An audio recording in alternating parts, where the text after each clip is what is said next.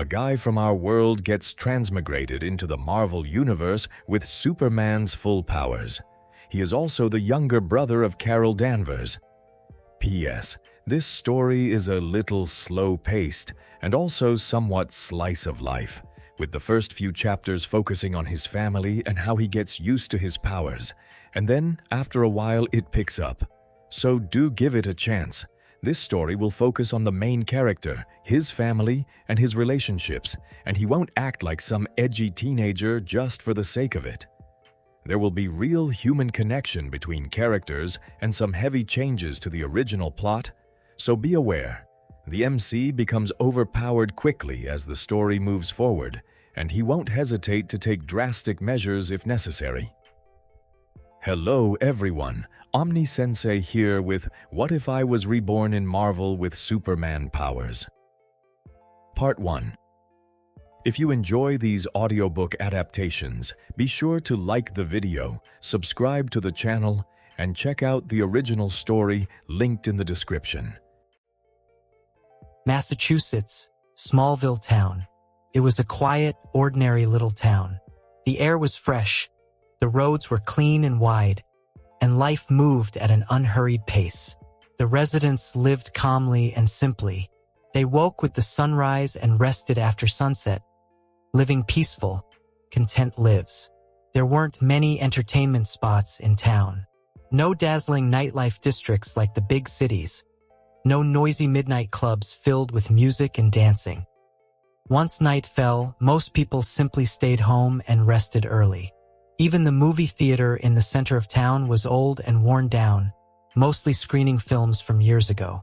The town itself was remote. Outside of the surrounding area, almost nobody had even heard of it. But despite that, the people here laughed often, greeted each other warmly, and lived in a peaceful atmosphere that rarely changed. On the southwest side of town lived the Danvers family. John Danvers had 2 children, an 8-year-old daughter, Carol Danvers, and a 5-year-old son, Daniel Danvers. Along with his beautiful and gentle wife Mary, John felt his life was already perfect. At that moment, in the backyard of the Danvers house, Daniel was lying on the grass with his hands behind his head. It was noon in the middle of summer. Cicadas chirped noisily in the trees while birds called in the distance. The weather was scorching hot, yet Daniel didn't feel uncomfortable at all under the blazing sun. If anything, he felt strangely comfortable. He stared directly at the sun without squinting in the slightest. His eyes were unfocused, blank. Anyone familiar with him would immediately know the kid was spacing out again. Everyone in town knew that John's little boy liked sitting under the sun in a daze. He wasn't afraid of sunlight at all, and unlike other 5-year-olds, he wasn't energetic or mischievous. Most of the time, he just quietly sat there thinking about things nobody else understood. 5 years already, Daniel thought silently to himself. He was 5 years old this year, and he had also transmigrated into this world 5 years ago. That's right, he was a transmigrator. At first, it terrified him, but after the initial panic faded, he gradually adapted to it. This life honestly wasn't bad at all. His parents treated him very well, and he had an older sister who cared about him deeply despite constantly messing with him every single day. It was a happy family, and for someone who had spent years struggling through the fast-paced chaos of city life, the quiet atmosphere of this small town was oddly addictive. The calm between people, the harmony between people and their surroundings, that slow, peaceful rhythm of life fascinated him. Ever since coming to this world, Daniel had spent most of his time in a hazy state. A child's brain simply wasn't fully developed yet. Whenever he tried thinking too much, he would quickly become tired and sleepy. Only sunlight made him feel energetic. So after discovering that being under the sun somehow refreshed him, he started spending more and more time basking in it while thinking. Over time, the whole town learned about his strange habit. After all, Smallville was tiny. Any amusing little story spread through town almost instantly. Daniel continued thinking about the future. He knew the current year was 1978. That meant the timeline was still early. There were opportunities everywhere. Especially America in this era was full of golden possibilities, and it would have even more opportunities in the future. Sure, life in town was comfortable, but what man wouldn't want to accomplish something great? Especially when he was a transmigrator with knowledge of the future. That alone made Daniel feel a little inflated with confidence. First, I need to save money. Every bit counts. Once I turn 16, I'll head out and make something of myself. Daniel clenched his tiny fist with a serious expression. On the face of a 5-year-old child, that determined look was almost unbearably adorable. Any woman seeing it would probably melt on the spot. The more he imagined it, the happier he became. He couldn't help laughing out loud. For the first time in a while, he actually looked forward to growing up. Being a child was honestly too boring. What a shame I'm still so small. I still need more than 10 years to grow up. Who knows how many chances to make money I'll miss during that time. The moment he thought about money, his eyes practically lit up. He had been poor for too long. In his previous life, he had struggled for years in the city, desperately stretching every dollar into two before finally managing to afford a tiny place of his own. This time, I'm making real money. A mansion. I'm living in a damn mansion this life. After lying there a little longer, Daniel glanced at the sky and figured it was getting late.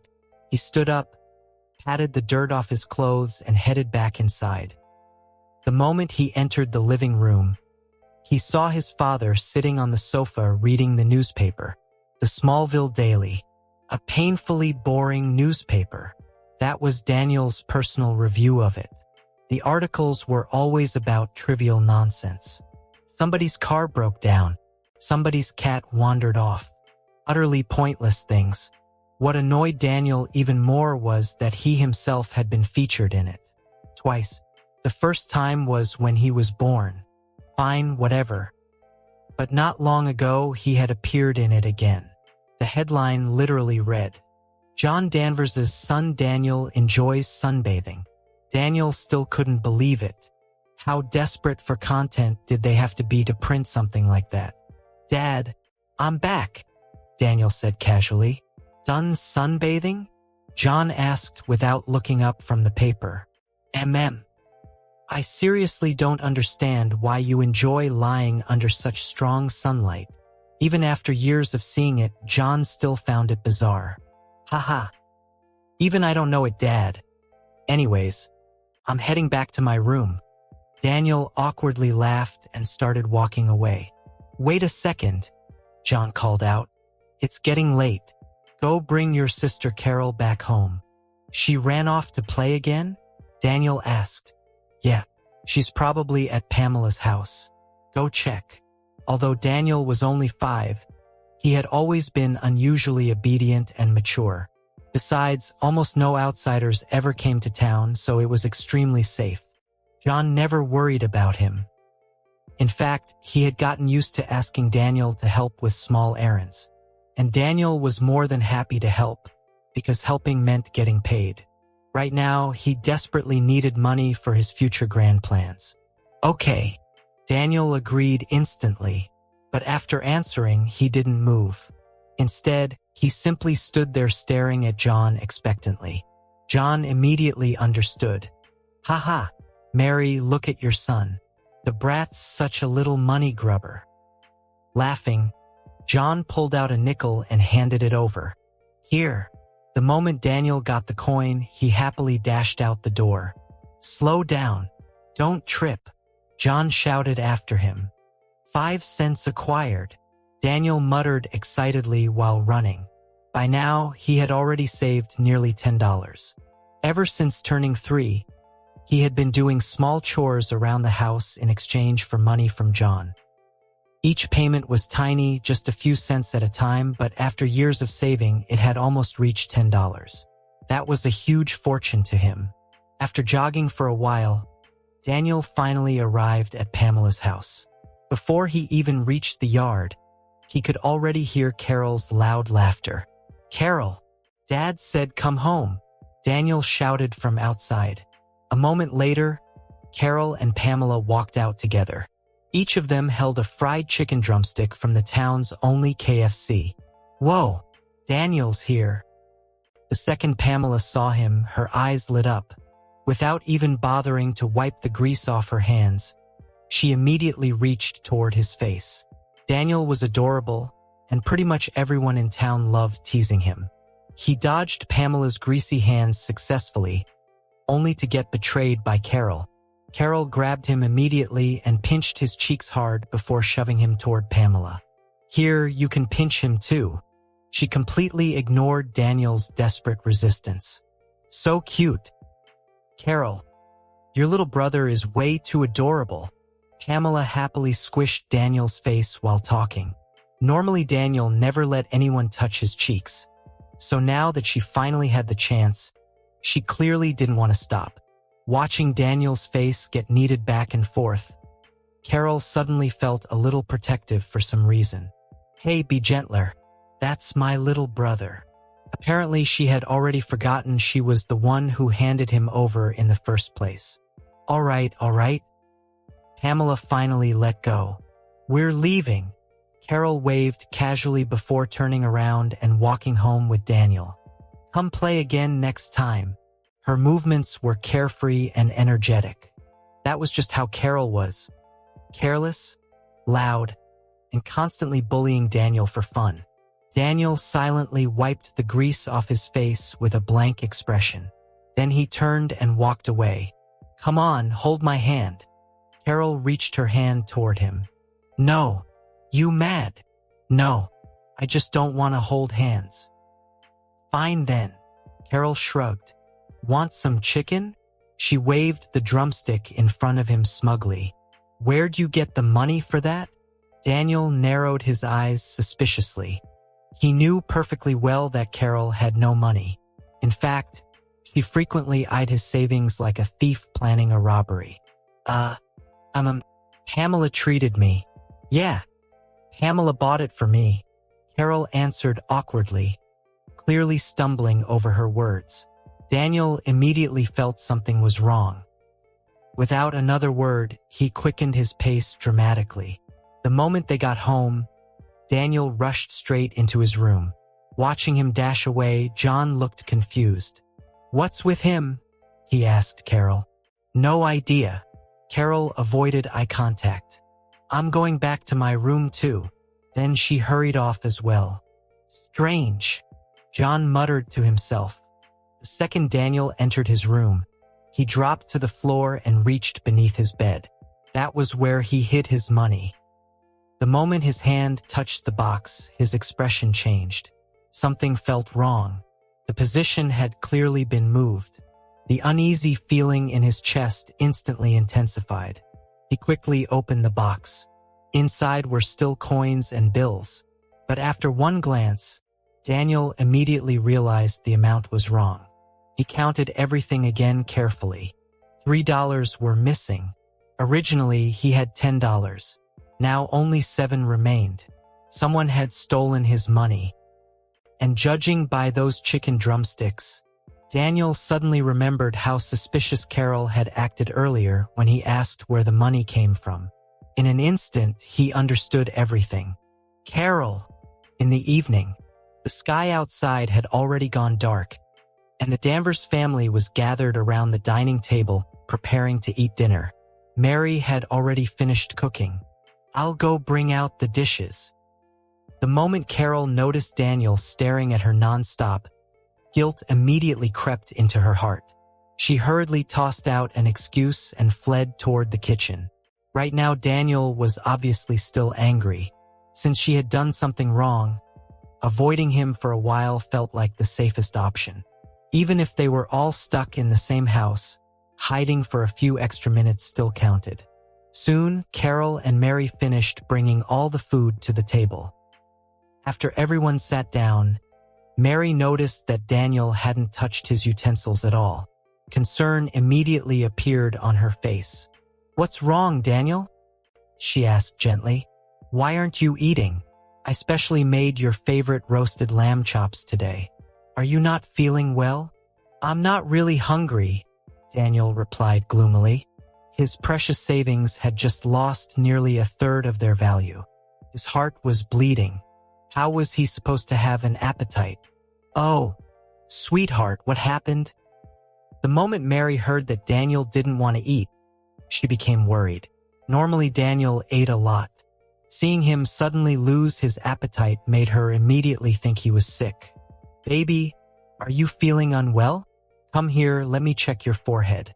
Do you have a fever? No, I'm healthy, Daniel answered weakly. I just feel terrible inside, so I can't eat. Then what happened? Mary found Daniel's behavior unusually strange today. This almost never happened. Normally he was obedient, sensible, and rarely caused trouble. His health was also excellent, unless a possibility suddenly flashed through Mary's mind. She glanced toward John. John was sitting there quietly trying not to laugh. Instantly, Mary understood. Definitely Carol. Carol, Mary said slowly.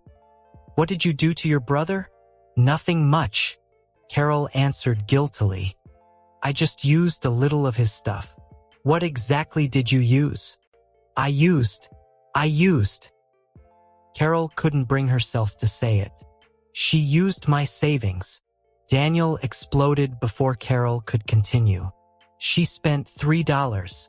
I worked so hard saving that money, and she used almost a third of it. The more Daniel talked, the angrier he became. This little demon of a sister was unbelievable. What kind of older sister spent her younger brother's money? Wasn't it supposed to be older sisters giving money to their little brothers? That money was his future startup capital. Carol, you spent Daniel's money? Mary asked seriously. And she didn't even ask me first? Daniel added from the side. Mom, you know how it is. Carol hurriedly defended herself. Last time Pamela treated me to food, so obviously I had to treat her back. But I didn't have any money recently, so I just borrowed a little from Daniel. She awkwardly used her fingers to gesture a tiny amount. Just a little bit. Daniel still has lots left. Besides, I'll definitely pay him back. I don't believe you, Daniel immediately shouted back.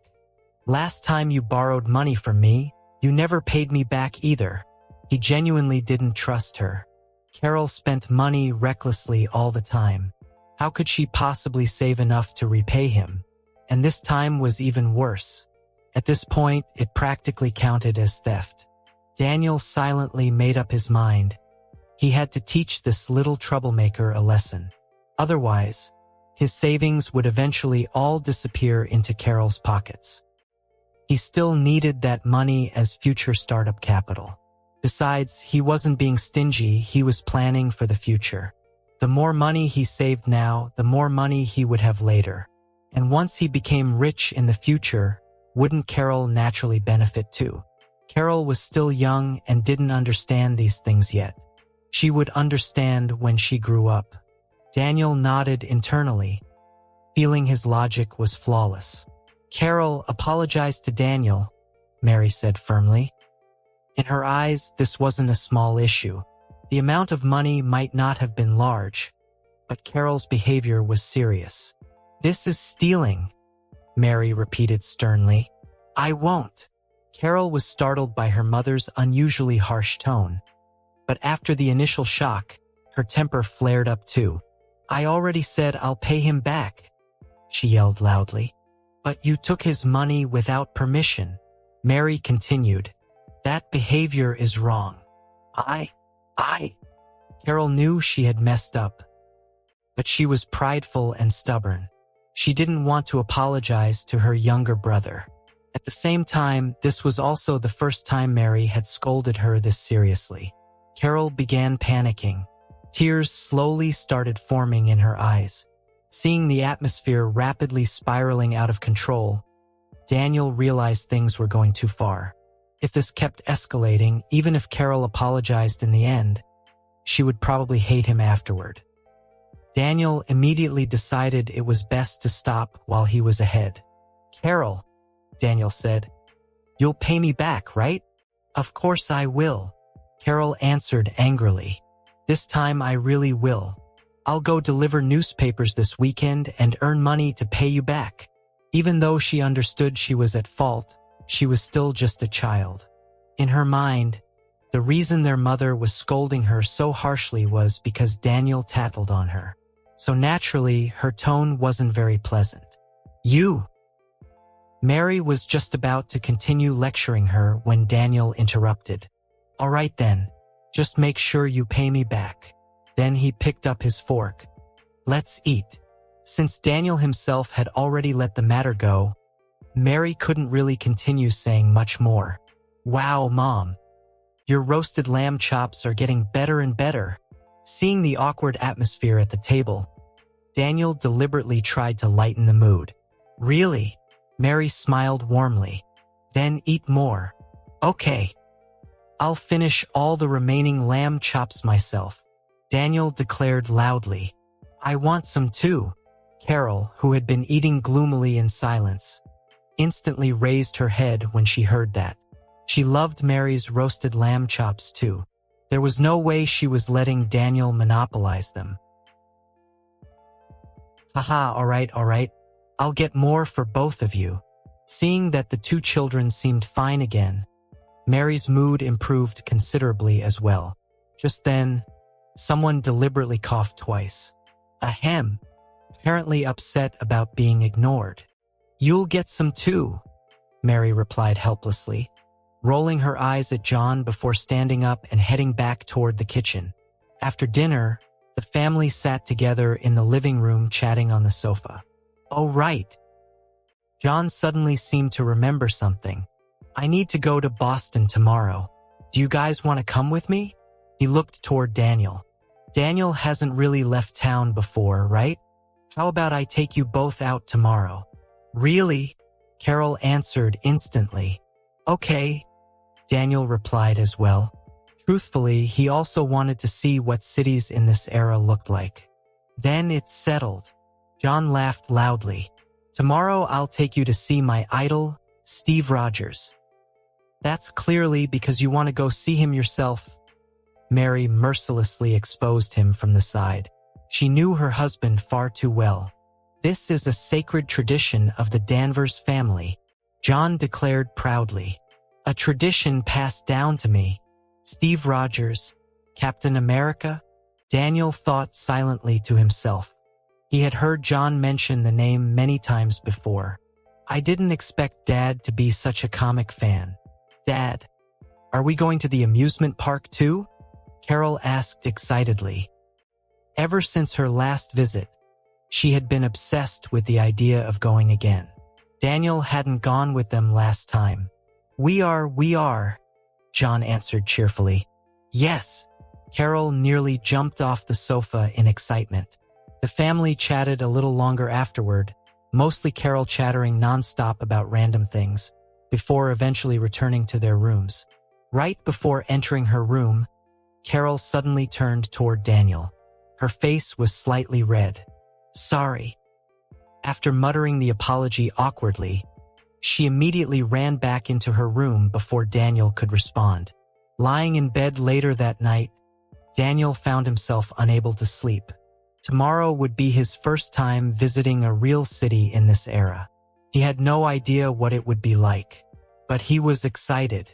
After all, going to the outside world, that would be the true starting point of his future ambitions. After thinking for a while longer, sleepiness finally began creeping in. Daniel yawned softly. "Good night," he called toward Carol's room next door. That was a rule Carol had personally established. Skipping it was absolutely forbidden.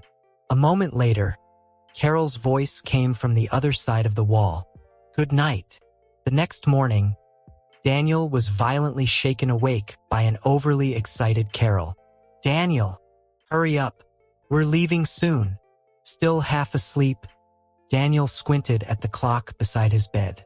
"It's only 7 in the morning." He answered irritably while trying to pull the blanket back over himself. It's still early.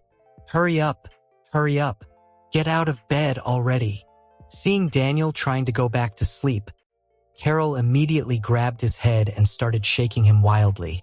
After getting assaulted by Carol's nonsense first thing in the morning, all of Daniel's sleepiness disappeared instantly. I surrender, okay? With no other choice, Daniel dragged himself out of bed. He let out a deep breath, rubbed his eyes, and slowly got dressed. After washing up, Daniel walked downstairs from the second floor and entered the living room. John was already fully prepared to leave. You slept well, Daniel? John asked cheerfully. Daniel yawned loudly. Not really. Someone woke me up by force. John completely ignored the complaint and laughed. That's the spirit. Go eat breakfast, kid. Once you're done, we're heading out. Clearly, John was excited too. Honestly, he was even more excited than the kids. After all, he rarely got the chance to leave town, and today he was finally going to meet his idol. The man was practically glowing with anticipation. Daniel looked at the father-daughter duo speechlessly. Weren't they the ones who had already been to Boston before? He was the one visiting for the first time. Both in this life and his previous one, this would technically be Daniel's first time ever going to Boston. So why were these two acting more excited than him? Shaking his head helplessly, Daniel walked to the dining table, grabbed a sandwich, and started eating quietly. Under Carol's nonstop urging, he finally finished breakfast. Then he followed John and Carol out of the house. John headed into the garage and drove out his old second-hand pickup truck, stopping it proudly in front of the two children. All right, kids, hop in. He rolled down the window and grinned at them. He had even put on aviator sunglasses for the occasion. Daniel blinked in surprise. This was the first time he had ever seen John dressed like this. Honestly, the man looked weirdly stylish. Daniel gave him a few extra glances with great interest. Soon, the two kids climbed into the truck, and the family officially set off for Boston. The moment they got in the car, Carol excitedly leaned forward. Dad, when are we going to the amusement park? Daniel instantly felt speechless again. Such a child. Spending too much time around Carol was definitely lowering his mental age. At first, I thought we could go, John said seriously while driving. But plans changed. We might not have time for the amusement park anymore. He rejected her immediately. Daniel silently gave his father a thumbs up in his heart. Truthfully, he wasn't all that interested in amusement parks anyway. The moment Carol heard the rejection, all her excitement instantly vanished. Her head drooped sadly.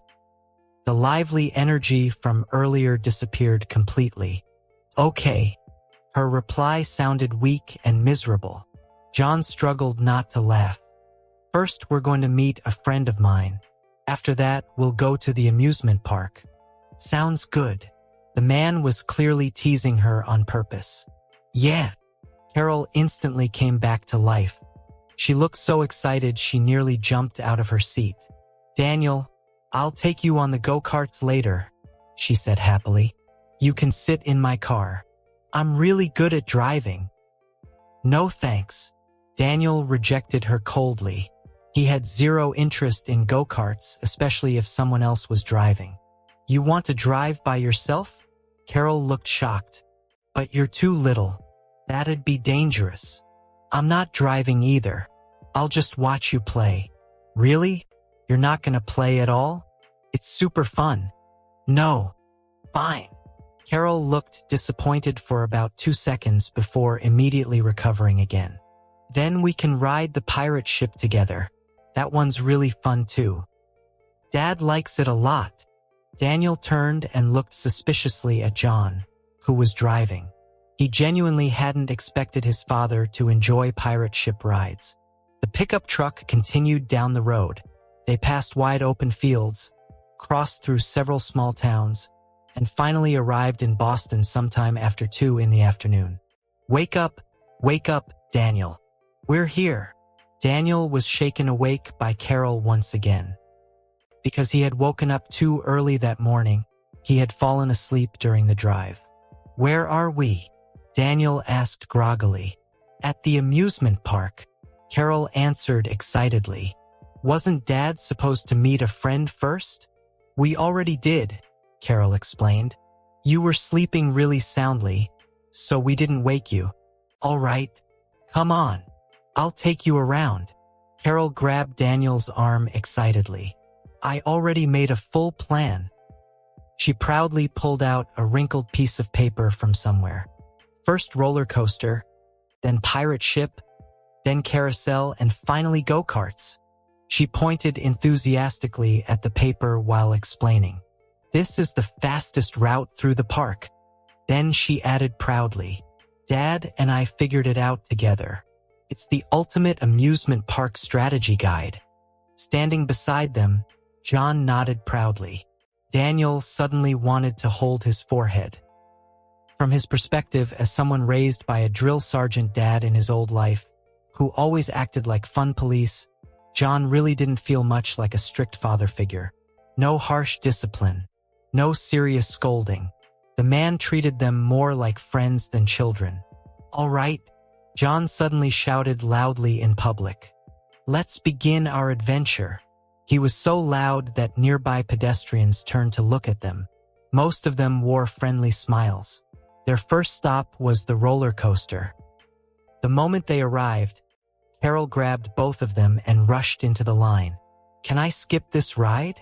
Daniel suddenly spoke up. I'm a little scared. He genuinely had mild acrophobia, and roller coasters gave him an overwhelming sense of danger and insecurity. Don't say that, Daniel. You're a man. You need courage. John immediately began encouraging him seriously. He genuinely believed Daniel was frightened. In fact, John thought this was a wonderful educational opportunity. Usually Daniel was too mature and well-behaved for his age. Carol nodded beside him with complete agreement. Exactly. I'm not scared at all. Seeing that escape was impossible, Daniel gave up resisting and silently continued standing in line with them. Soon it was finally their turn. Before boarding, John placed both hands on Daniel's shoulders seriously. You can do it, Daniel. A few minutes later, they got off the roller coaster. Daniel calmly brushed back his wind-blown hair and stared expressionlessly at John.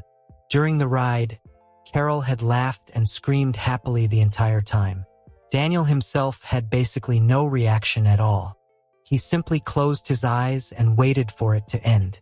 But John had screamed louder than anyone on the entire ride. The man practically sounded like he was fighting for his life.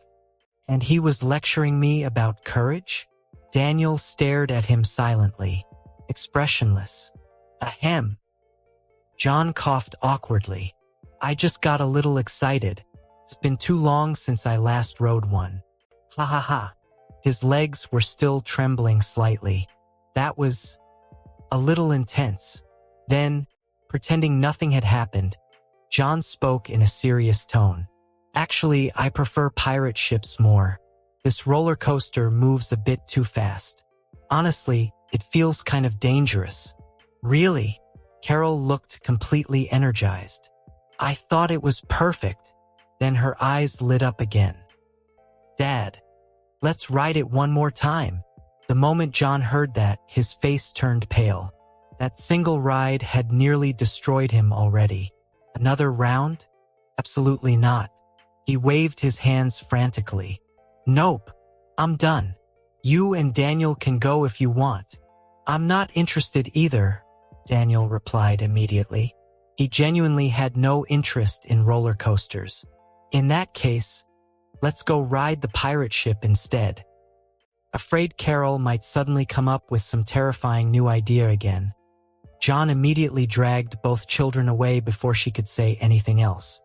Facts had once again proven that Nietzsche might have had a point about human contradictions. Daniel now genuinely thought amusement parks were pretty fun. After trying several rides, the non-thrilling kind, he still felt like he hadn't had enough. PSK. So this is what they mean by eating your words, he muttered to himself. He had already gone through almost every mild ride in the park. Pirate ships, Ferris wheels, all of them. Some he even rode twice. If he had to pick a favorite, the carousel ranked first without question. It was way too fun. The gentle up and down motion, the slow spinning speed. It perfectly suited a person like him. Before they knew it, it was already noon. Not because they had played that many rides, but because the lines were absurdly long. The amusement park was packed with people everywhere, and every attraction required at least half an hour of waiting. At lunchtime, they simply grabbed something casual to eat inside the park. After eating and resting for a bit, they headed out to continue playing. This time, Daniel could no longer keep up his cool and aloof act. He enthusiastically discussed which ride to try next with Carol, while John stood nearby with a smile on his face, quietly watching the two children. I really should bring Daniel out more often, John thought to himself. Only now does he finally look like a child. Before this, he was way too quiet and reserved. Happy moments always passed too quickly. Daniel felt like he had only just started enjoying himself when the sky had already begun to darken. Kids, it's getting late. Time to head home, John said as he clapped his hands, drawing Daniel and Carol's attention back to him. Huh? Already? Carol immediately started complaining. But I still want to play. Beside her, Daniel silently nodded in agreement. Today was the first time in a long while that he had truly relaxed. Ever since transmigrating into this world, there had always been a constant pressure weighing on his heart, like something heavy silently pressing down on him. He was always thinking, always worrying. But today was different. It felt light. For the first time since arriving in this world, he had experienced the joy of being a child again. John raised his wrist and checked the time on his watch. It's really late now. Look, it's almost 7. He turned the watch toward Carol. The time displayed was already 6:45 p.m. Dad, just one last ride. Okay? Just one. Carol grabbed John's arm and shook it while acting spoiled. I want to ride the go-karts. You already said one last ride earlier, Carol. John was starting to feel uneasy. The sky was getting darker. Really, this time it's actually the last one. I promise. Carol looked at him pitifully, her bright little eyes blinking innocently. She looked unbelievably adorable. All right, as expected, John's heart softened immediately. Yay! Carol jumped excitedly, then happily grabbed Daniel's hand. Come on, Daniel. Let's go ride the go-karts. Let's go. Daniel got yanked so suddenly that he nearly stumbled forward as she dragged him away. This child. John laughed helplessly before following after them. Soon, the three of them arrived at the go-kart area. Daniel, I'll drive. You sit behind me, Carol declared confidently. No. Daniel's interest had already been stirred up too. He wanted to drive himself. You're too little, Carol said seriously. You're still a kid. It's dangerous for you to drive alone. Daniel was speechless. If you count both my past life and this one, I'm older than you, he grumbled inwardly. But outwardly, he refused to back down. You're only 3 years older than me, Carol.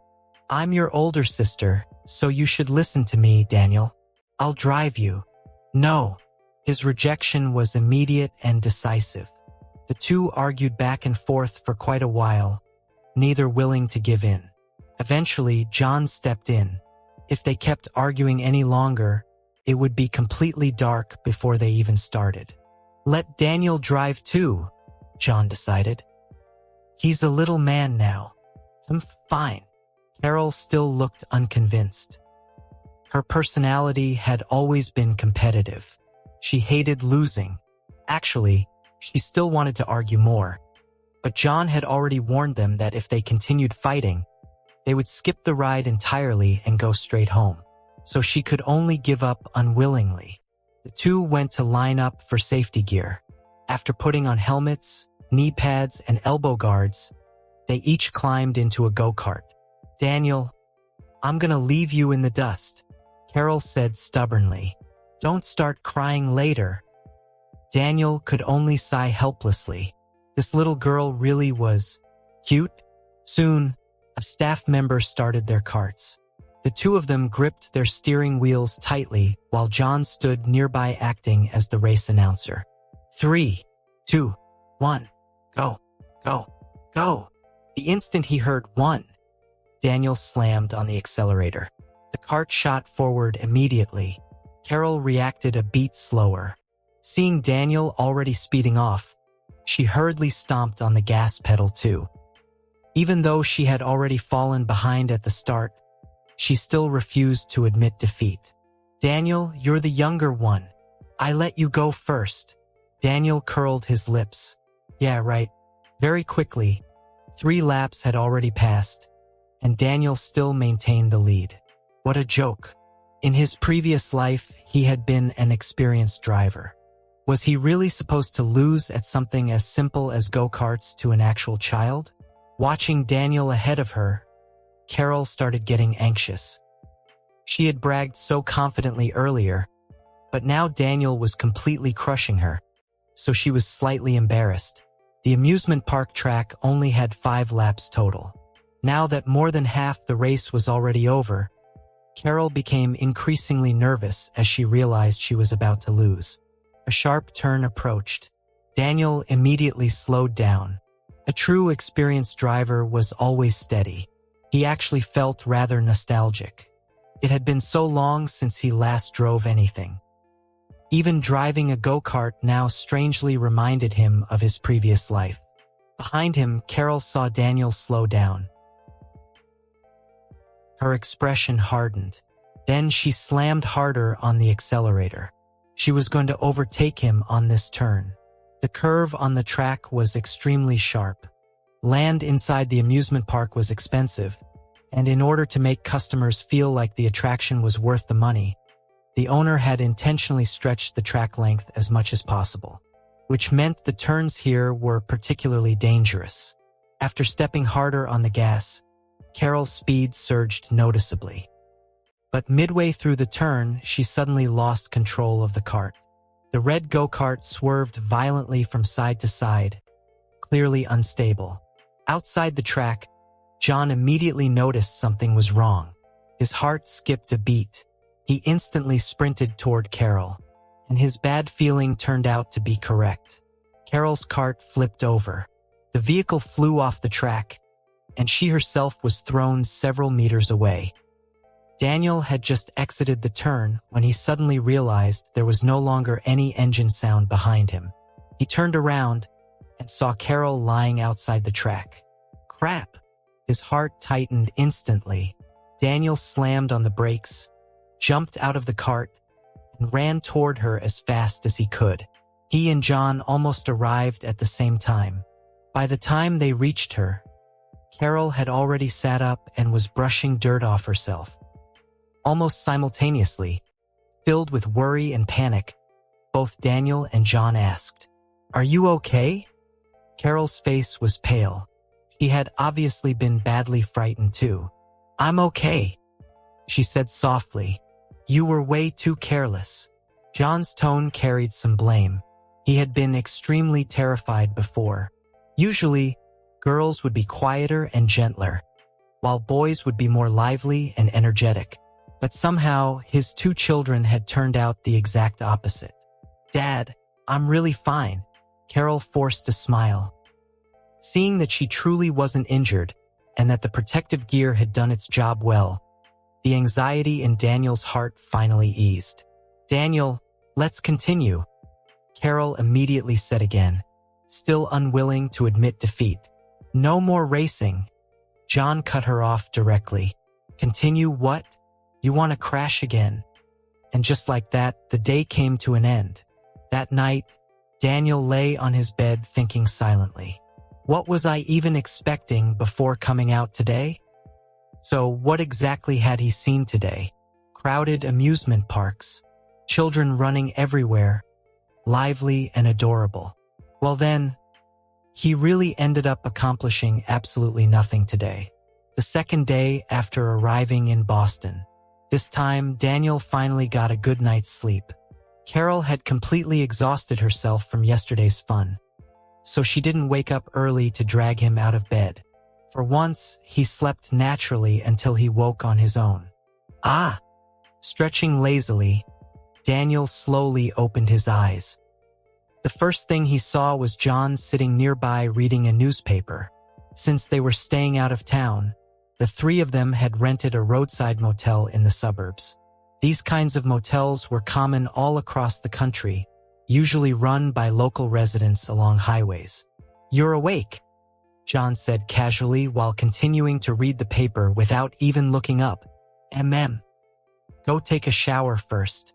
By the time you're done, Carol should be awake too. Then we'll get breakfast." "All right." After taking a quick shower in the bathroom, Daniel stepped back out, only to see Carol sitting there yawning sleepily. The moment she noticed he had already finished showering, she immediately started complaining. "Daniel, why didn't you wake me up? We're going to see Captain America today." Her eyes brightened instantly. "I really like him." Well then, another Captain America fangirl. What confused Daniel was that he had never even seen Carol read any Captain America comics before. The three of them hastily finished the motel-provided sandwiches for breakfast. Honestly, they tasted terrible.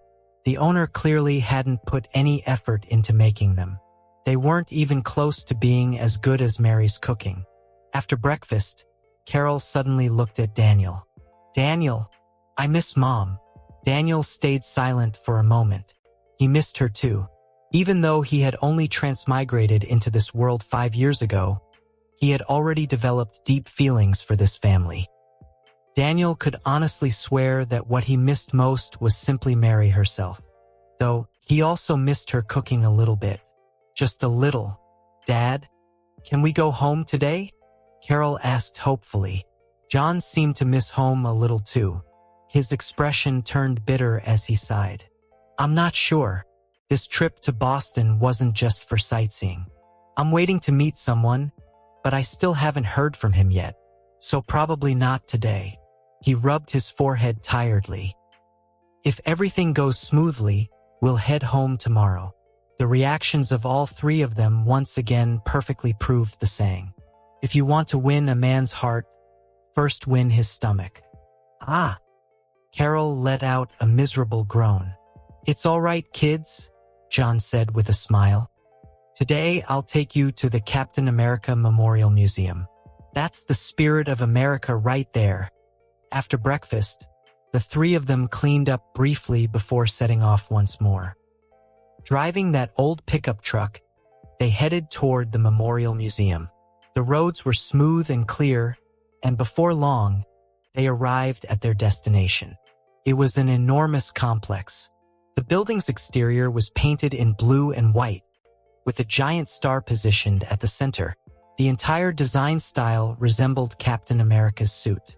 A statue of Captain America stood proudly near the entrance, silently welcoming visitors.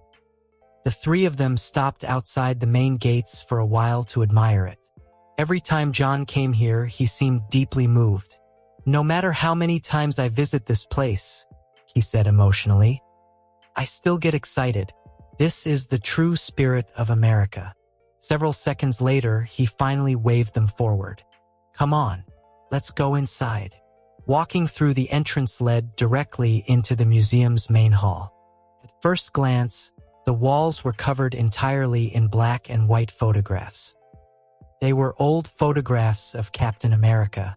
There weren't many, but every single one had been enlarged, framed carefully, and displayed around the exhibition hall.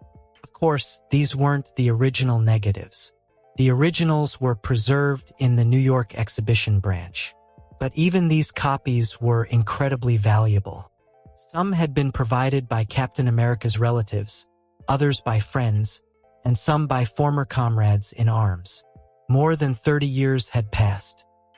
Those people had already grown old, but they refused to let the captain in their hearts grow old alongside them. They didn't want him to be forgotten by the world. So they had voluntarily donated these photos free of charge, allowing future generations to remember the captain's achievements forever. The museum was crowded with visitors.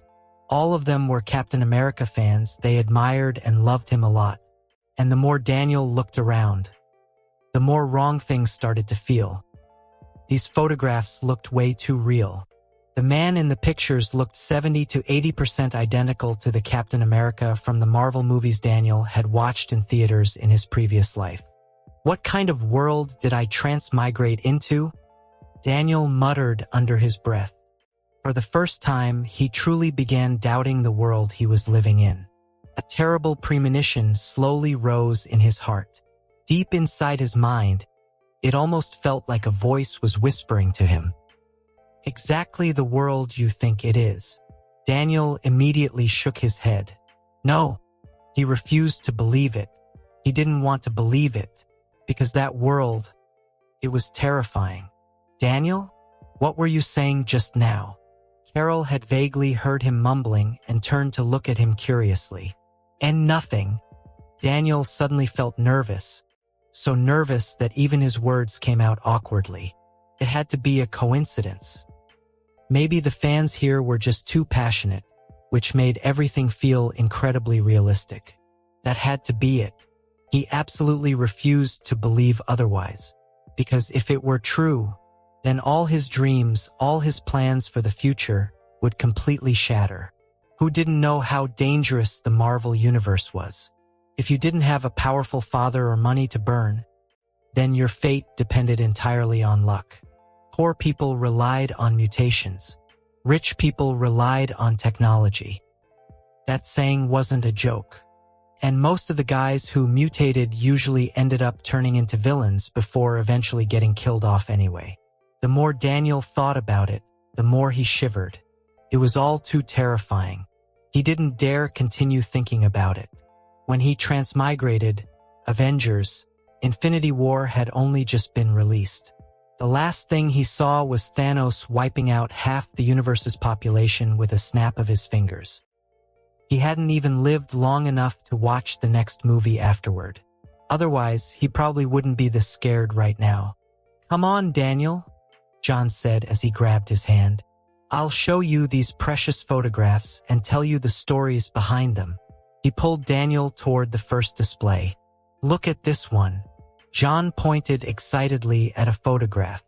The man in the picture looked thin and frail, wearing a military uniform that practically swallowed him whole. He looked more like a child playing dress-up than a soldier. He was skinny, weak-looking, and short. This was taken when the captain first enlisted, John explained with a grin. Back then, he was weaker than an ordinary person, fragile as one could be. But even then, he already had a great heart. John's eyes sparkled with admiration.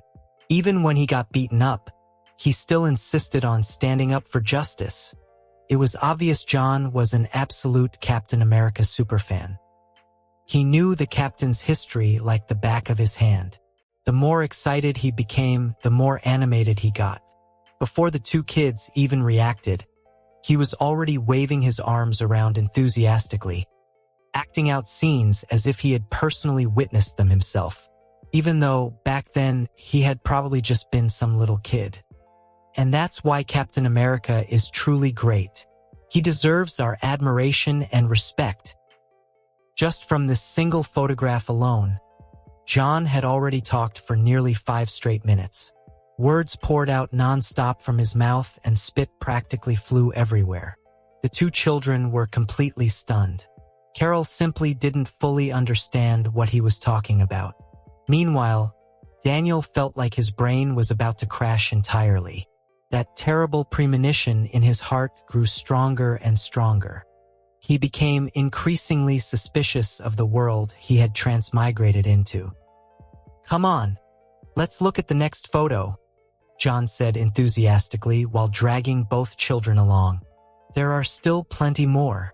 I need to tell you all about them. He continued rambling nonstop as they walked forward. At this point, John clearly looked abnormal. He was the very image of an obsessed fanboy. They stopped in front of the second photograph. "Look at this one." John pointed at the picture. It was still Captain America, but he looked like a completely different person now. He was shirtless in the photo, his perfectly sculpted body fully on display. His muscles were sharp and well-defined, and the lines running down his abdomen were ridiculously eye-catching. "Wow, he's so handsome," Carol cried out from the side.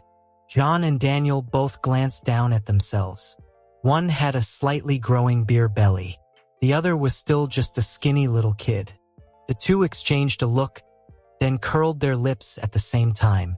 At women. No matter the age, they were all the same. Disdain. Jealousy. The two of them were practically splitting apart from envy. Ahem.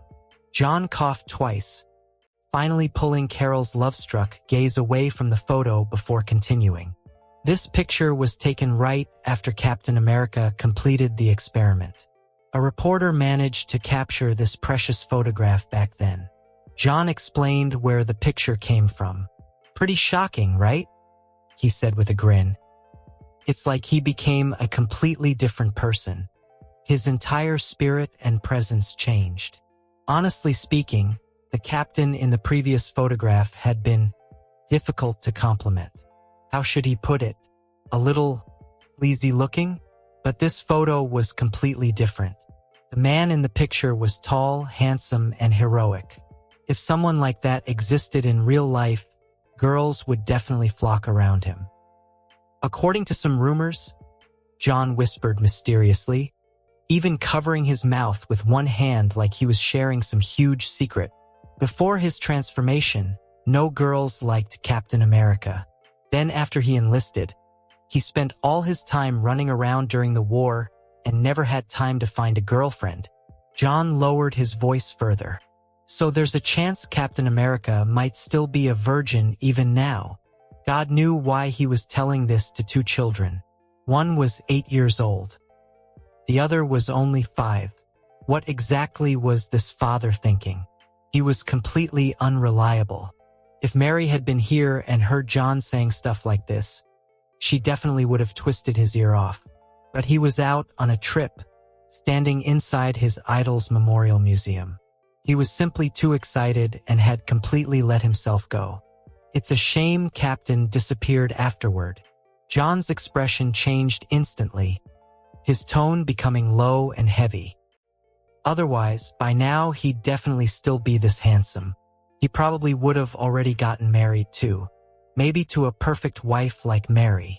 Even while away from home, the man still found a chance to praise his wife. He might even have kids by now. It's depressing when you think about it. John sighed deeply. A hero saved the world, yet never got to enjoy the rewards of victory. Remember this, kids.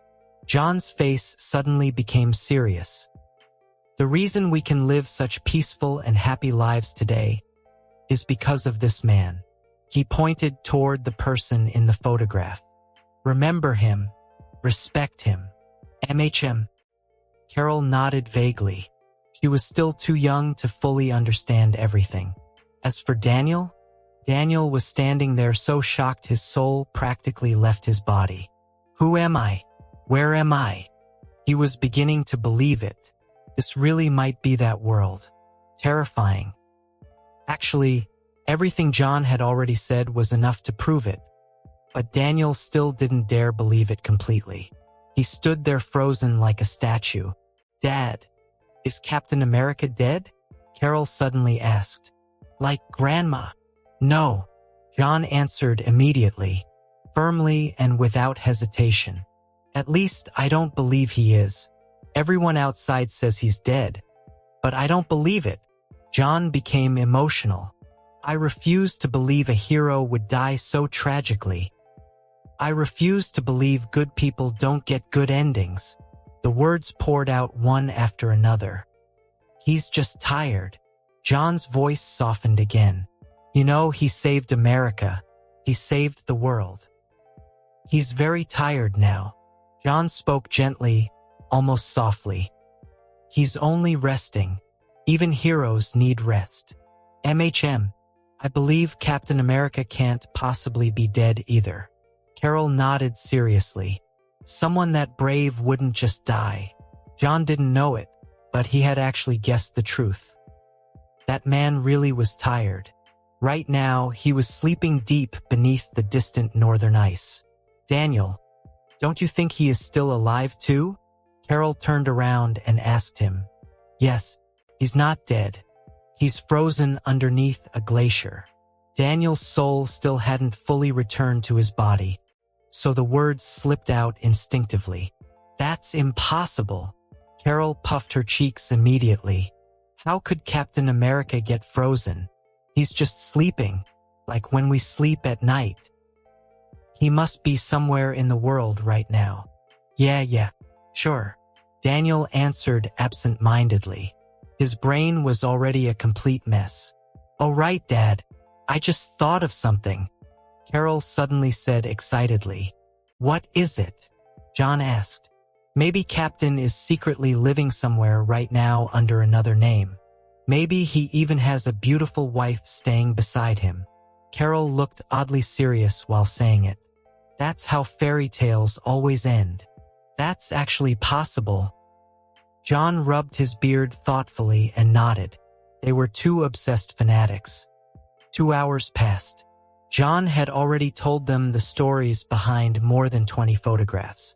Only now did Daniel finally feel his soul slowly returning to his body.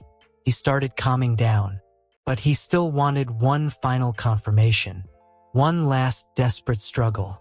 So he asked carefully, Dad, did Captain America have a friend named Howard Stark? Of course. John nodded.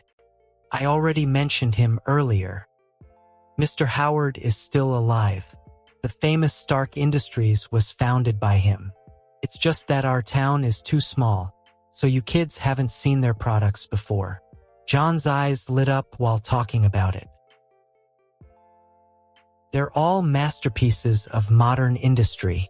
I once got lucky enough to see a handgun made by Stark Industries.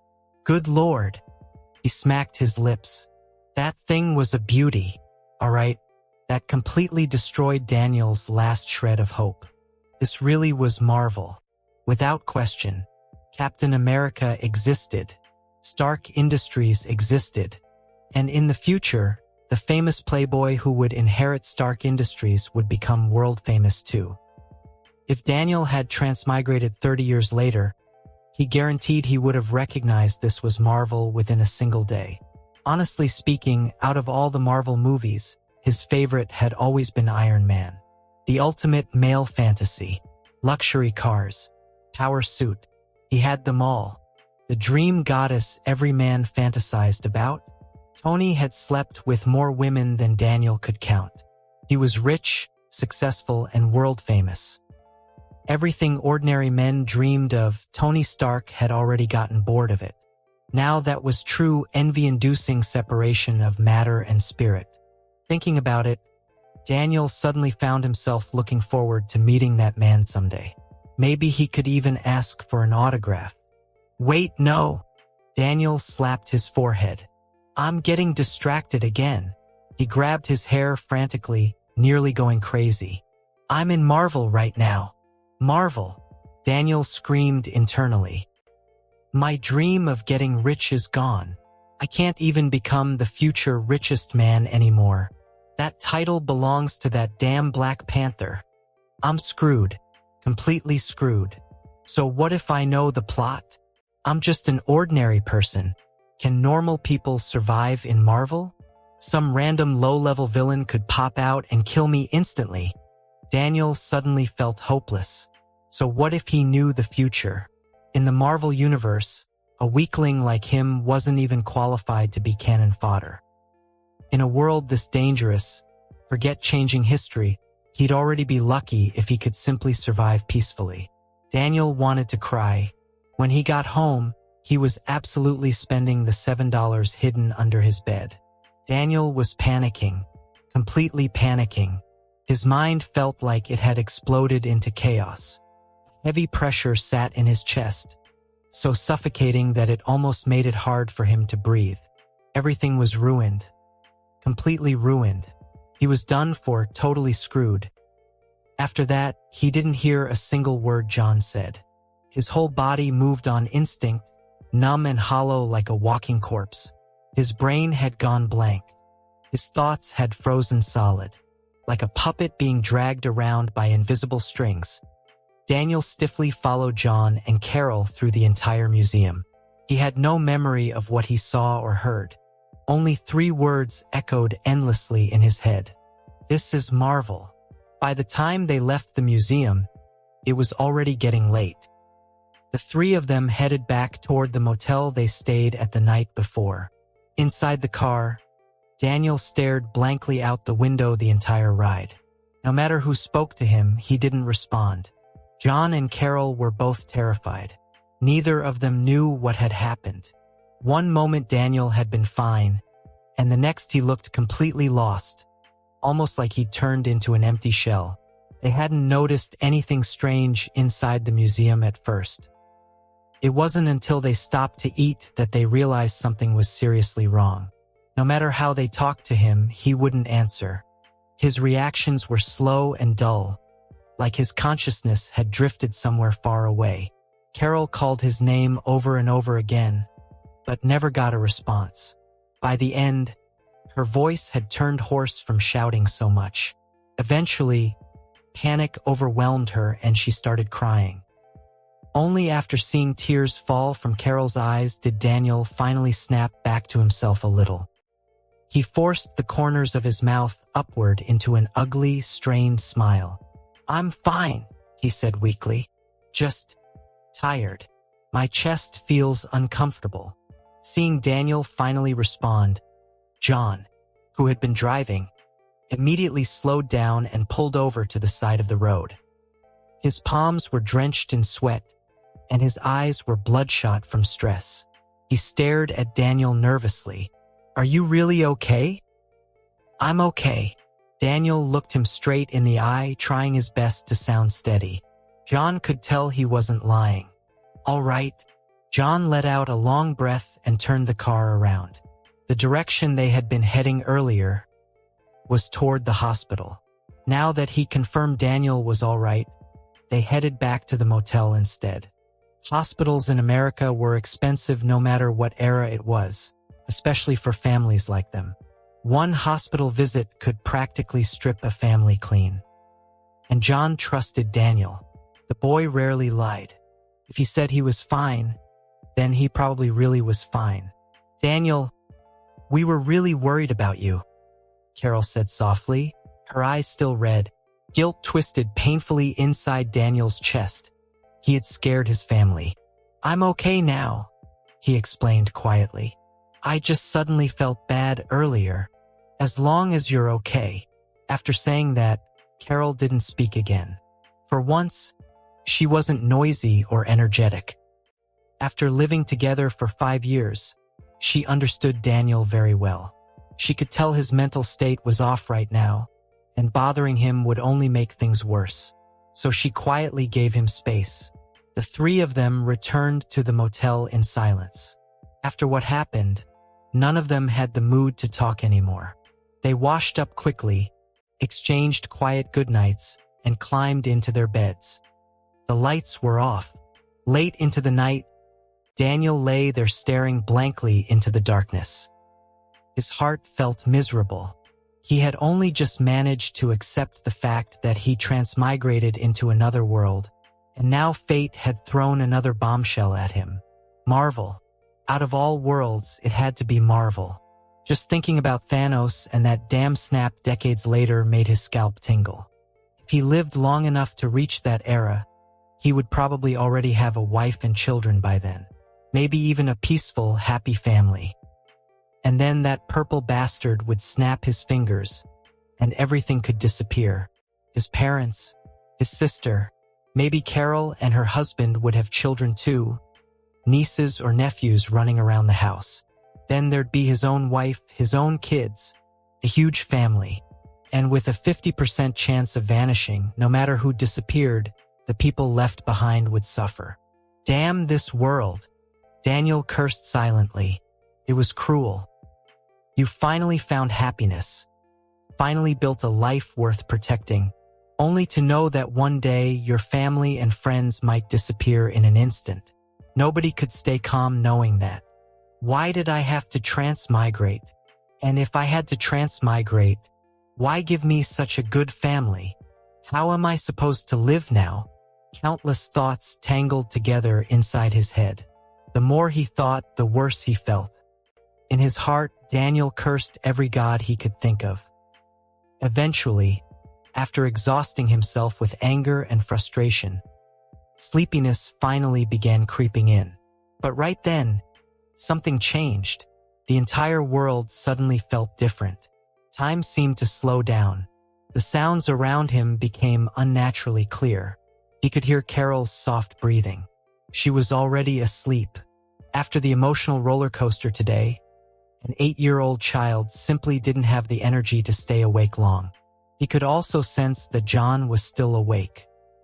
His breathing was uneven, filled with worry and restless thoughts. He's still worried about me. Daniel could feel it clearly. Even without looking over, he knew John was watching him. Watching him carefully, he was worried about him. Daniel kept his body completely still and pretended to sleep. The room was pitch black anyway. Unless he moved around, John wouldn't realize he was still awake. Instinctively, Daniel didn't want to move.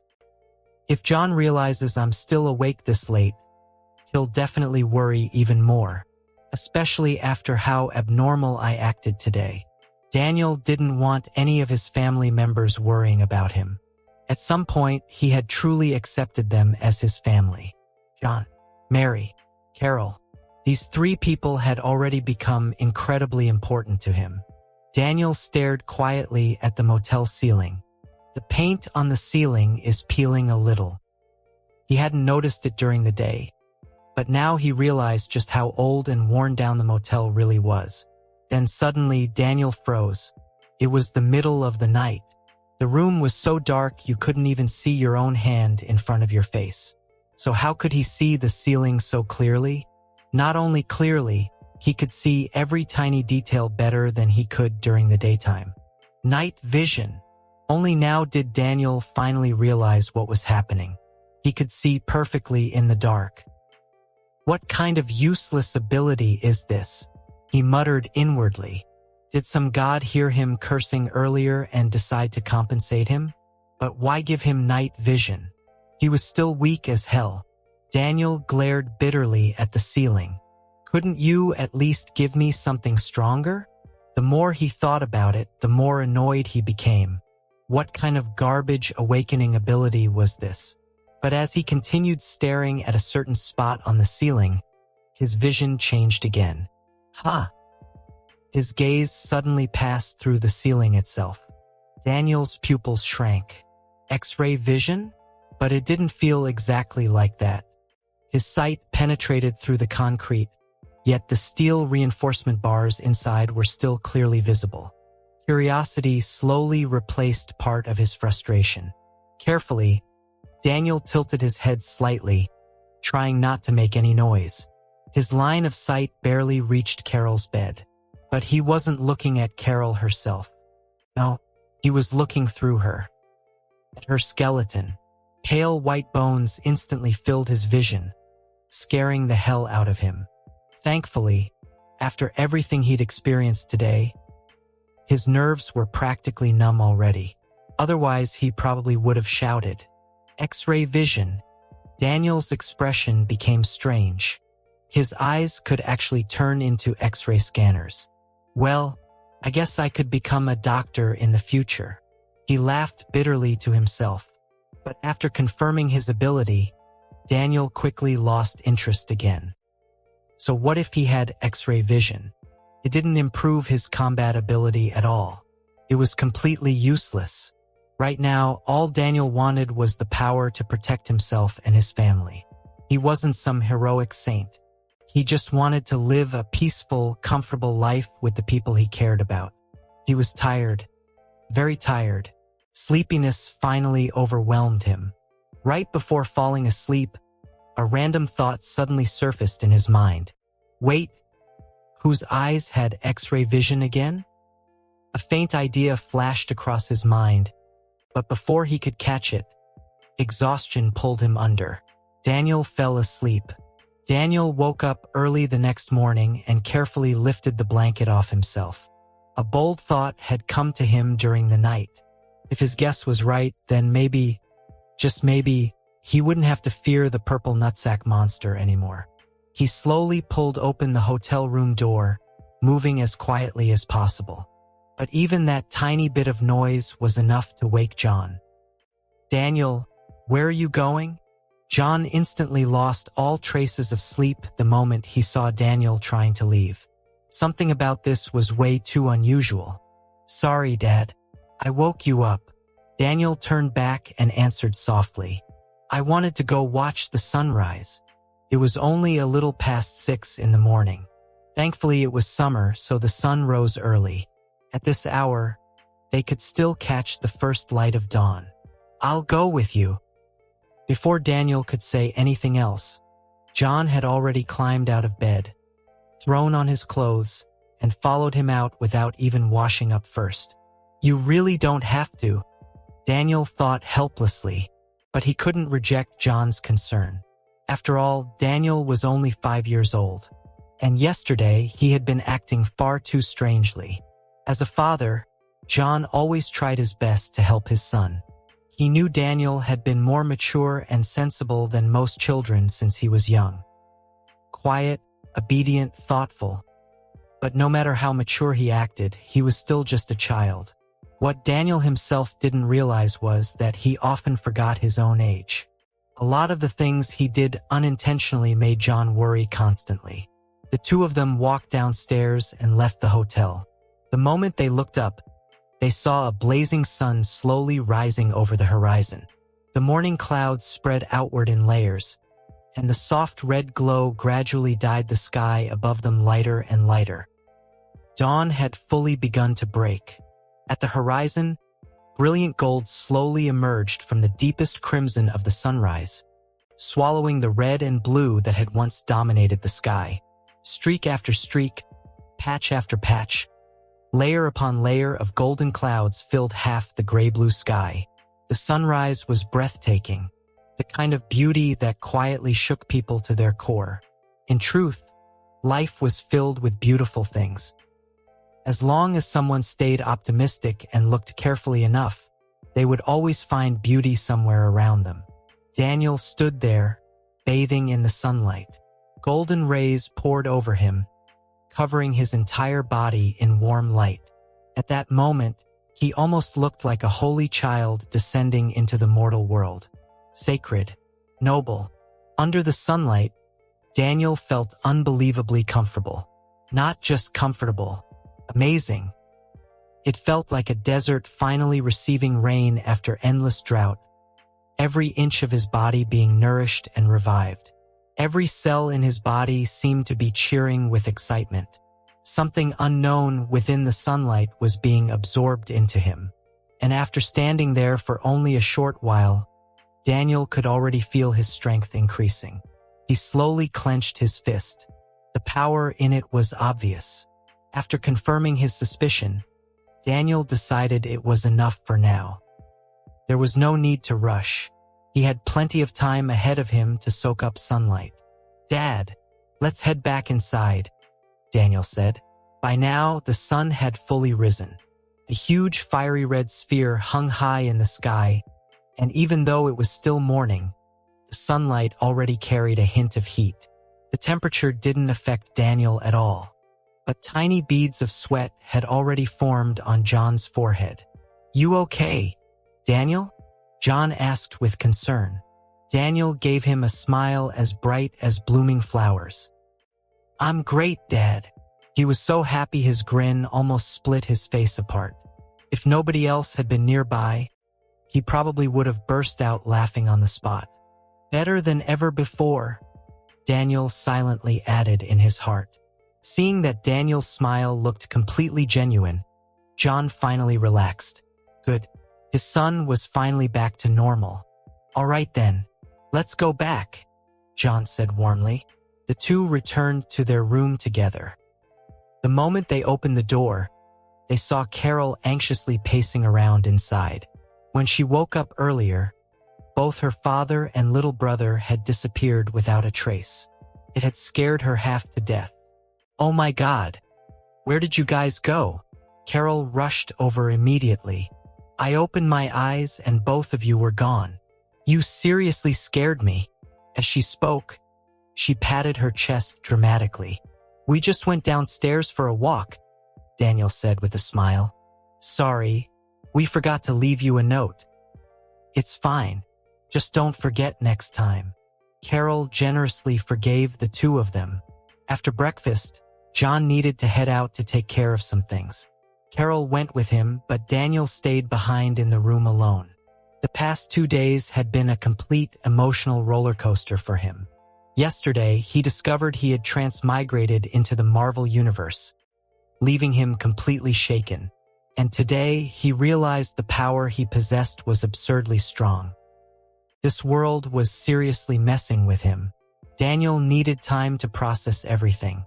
If anyone saw him right now, they'd notice the grin on his face simply refused to disappear.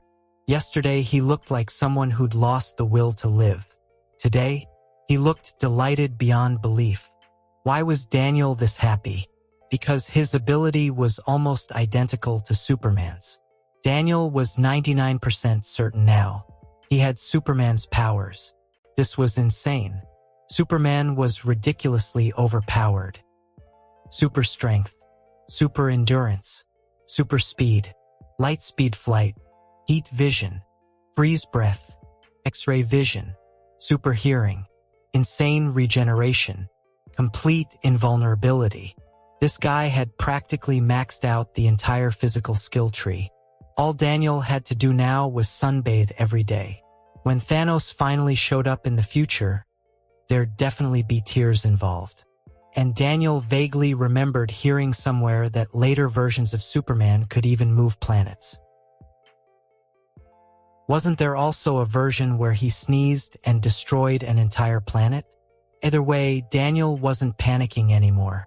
This was Marvel, not DC. There was no kryptonite here. This basically meant he had almost no natural enemies. Unless Daniel suddenly thought of someone. That bald sorcerer lady is probably my worst matchup. Superman's physical defense was ridiculously high, but his resistance to magic was practically non-existent. And that bald mage had protected Earth for hundreds of years. She was terrifyingly powerful, especially that mirror dimension. If Daniel got trapped inside there, he honestly had no idea how he'd escape. But it's fine, Daniel muttered to himself. I just won't provoke her. I'll stay far away. He quickly finalized his life plan. Low-profile development. Stay hidden and survive quietly. Then when Purple Nutsack shows up, I'll beat him up and send him packing. Like he said before, Daniel was just an ordinary person at heart. He had never dreamed of becoming some superhero.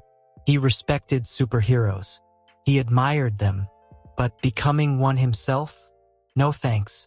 He didn't have that kind of noble spirit. At his core, he was just a normal guy with an average civilian mindset. If something happened and he could help, then sure, he'd help. But only after making sure he himself was safe first. Ha ha ha. Daniel finally burst into laughter alone in the room. He couldn't hold it in anymore. He was way too happy. He had thought life in Marvel would be terrifyingly difficult. Instead, a miracle had landed right in front of him. I'm freaking Superman, Daniel roared inwardly. The way he looked now was exactly like a guy who had suddenly inherited millions of dollars. Everything finally made sense. No wonder he had always loved basking in the sun. Even before his powers awakened, there had already been signs. I knew it. God never abandons transmigrators. Now that his cheat ability had fully activated, Daniel was starting to float a little. Even if I don't want fame, saving the world part-time every now and then honestly doesn't sound too bad. His heart was overflowing with happiness. From now on, he definitely needed to spend more time in the sun. That thought firmly settled into Daniel's mind. John finished taking care of everything that same day. But by the time they were done, it was already too late. If they drove back now, they wouldn't reach home until the middle of the night, and driving that late was dangerous. So they decided to leave early the next morning instead. If things went smoothly, they could even make it back in time for lunch. With such good news weighing lightly on his heart, Daniel was in an unusually cheerful mood. The whole ride back, he chatted happily with Carol. The two of them laughed nonstop, and even John, who had been exhausted from driving for hours, felt less tired listening to them. Right now, everything in Daniel's eyes looked beautiful. One moment he thought the roadside trees looked especially majestic. The next, he found the clouds in the sky strangely mesmerizing. But the most beautiful thing of all was the sun hanging high above them. The moment they got home, Daniel had already decided he was taking out his savings and treating Carol to a huge meal. He wasn't even going to let her pay him back anymore. Your brother's basically Superman now. Who cares about money? At this point, the sun had officially surpassed money in Daniel's heart. Stretching his wristwatch out the car window, letting it bask under the sunlight, Daniel could clearly feel it. Every second under the sun made him stronger. The cells inside his body practically felt alive with excitement. Daniel loved this feeling.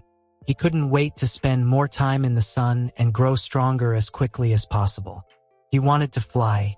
He wanted to soar through the sky freely. After all, who didn't dream of flying at some point? If humans didn't want to fly, airplanes would never have existed.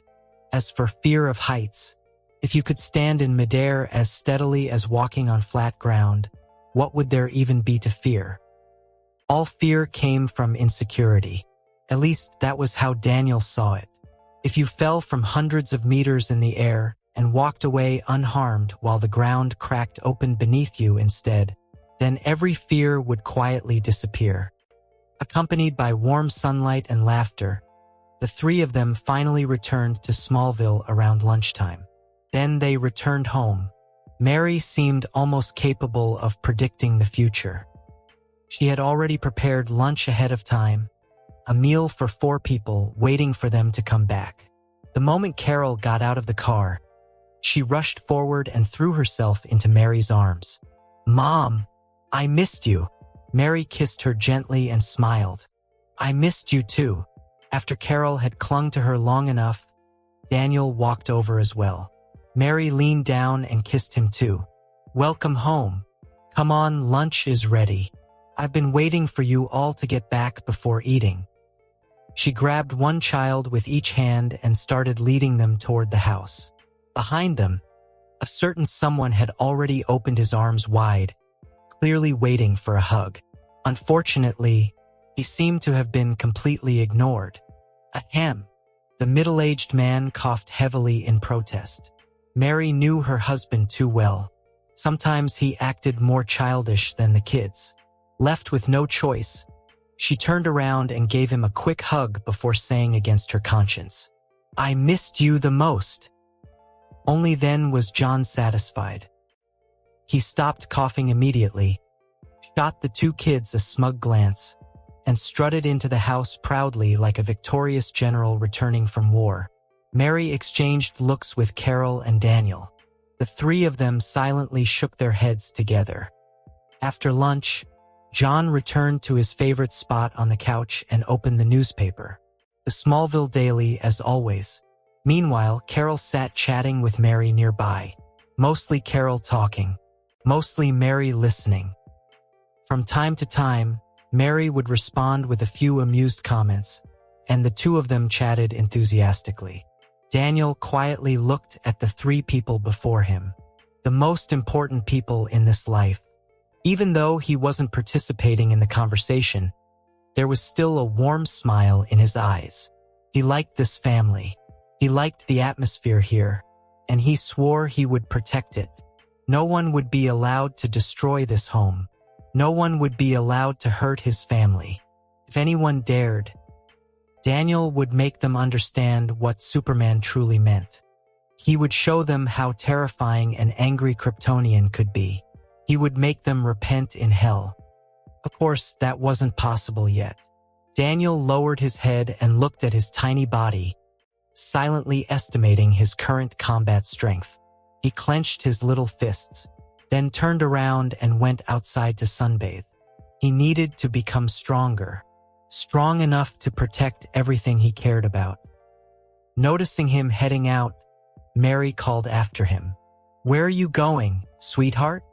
Carol stopped talking too and looked over. "I'm going to the yard," Daniel replied. "To sunbathe again?" Mary instantly understood what he was planning. After all, Daniel spent so much time lying under the sun that practically everyone in Smallville knew about it by now. "Yep. All right, go ahead. Just don't run off anywhere." Even though she knew Daniel wasn't the type to wander around recklessly, she still reminded him out of habit. "MHM." Daniel nodded obediently before heading outside. He lay down on the grass as the blazing sunlight poured over his body. Now this was the good stuff. He could clearly feel it. His strength, speed, eyesight, hearing, even the toughness of his body, everything was improving. The Kryptonian race really was absurd. You practically didn't have to do anything. Just lie around in the sun every day like a lazy bum, and after 10 years, that lazy bum would evolve into some kind of monster capable of destroying worlds. "What an enviable power," Daniel muttered smugly. As if being unbelievably handsome wasn't enough already. Now I also have unstoppable strength.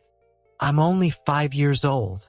After narcissistically admiring himself for a while, he sighed dramatically.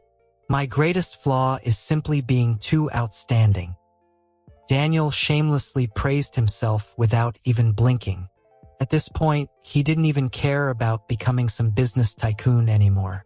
It was too boring, so he quit the idea. Now he just wanted to become a professional couch potato. A sunbathing couch potato. Even his dream of getting rich had faded away. From now on, he'd just lie around under the sun and barely scrape through life. "Tomorrow I'm finally spending the $7 hidden under my bed," Daniel thought happily. "I've wanted to use it forever. If I leave it there any longer, it's gonna grow mold. I'll take Carol somewhere nice to eat.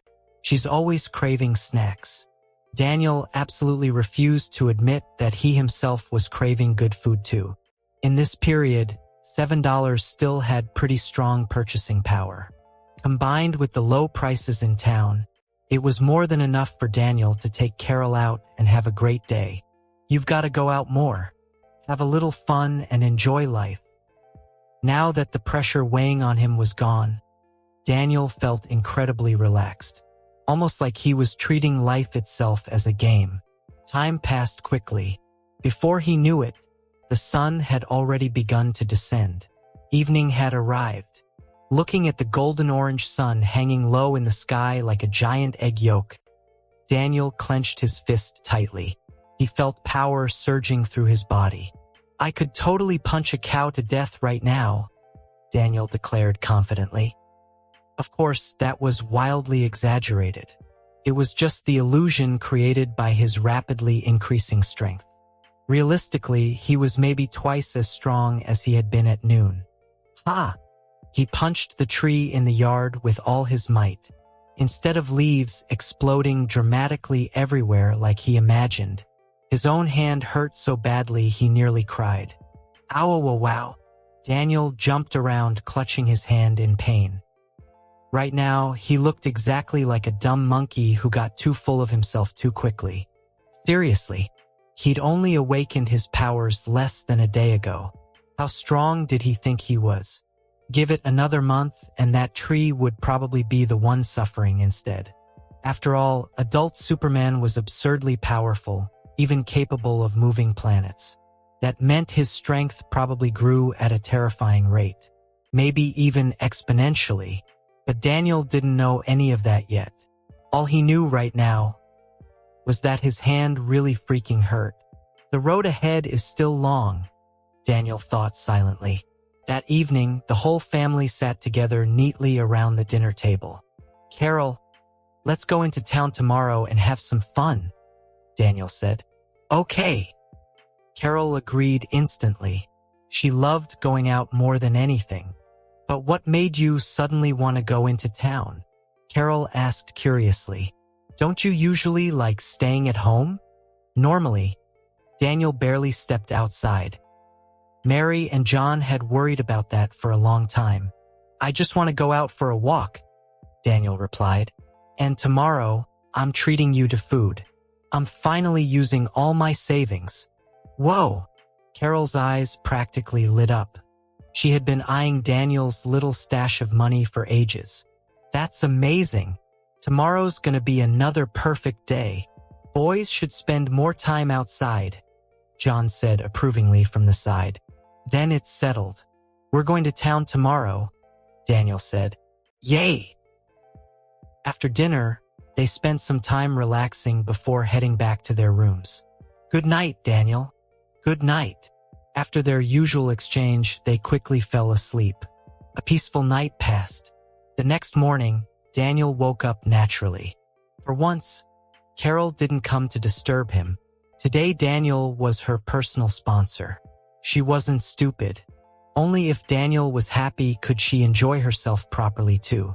A dedicated freeloader always wins in the end.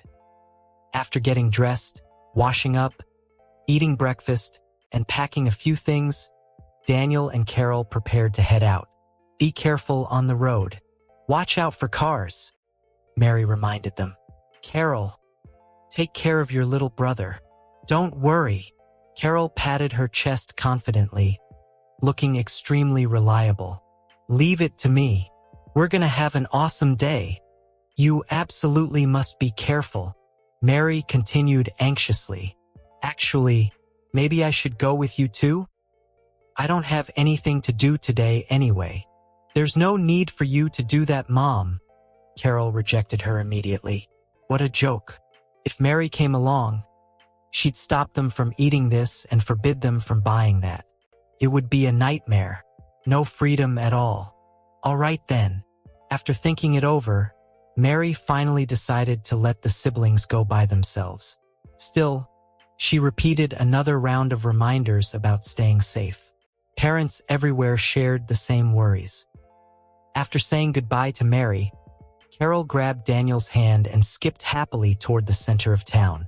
Their house was located in the southwest corner of Smallville, so it took them more than 10 minutes to walk there. With Carol chattering cheerfully the entire way, they arrived before long.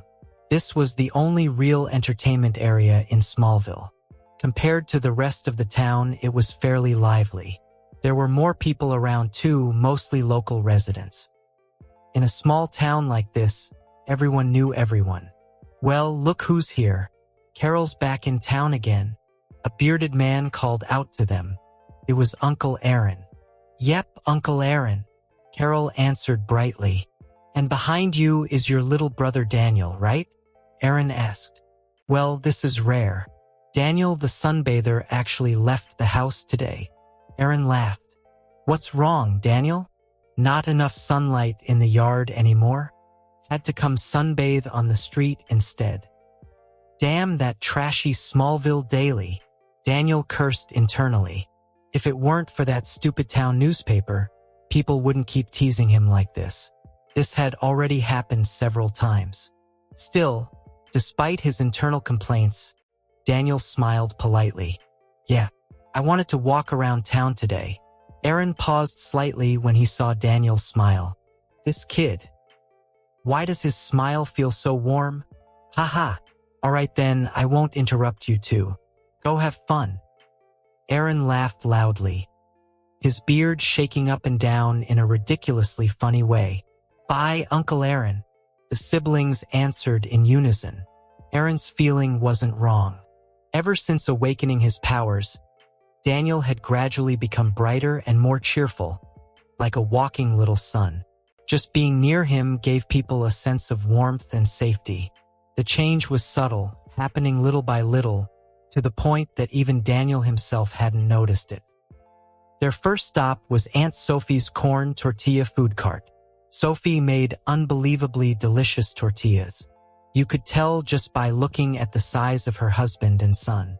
"Aunt Sophie, 2 tortillas, please," Carol shouted toward the serving window. "Oh, Carol, what brings you here today?" Sophie chatted warmly. That was just how small towns worked. Everyone knew each other, so whenever people met, they naturally talked for a while. Soon, the tortillas were ready. Ignoring the heat completely, Carol took a huge bite immediately.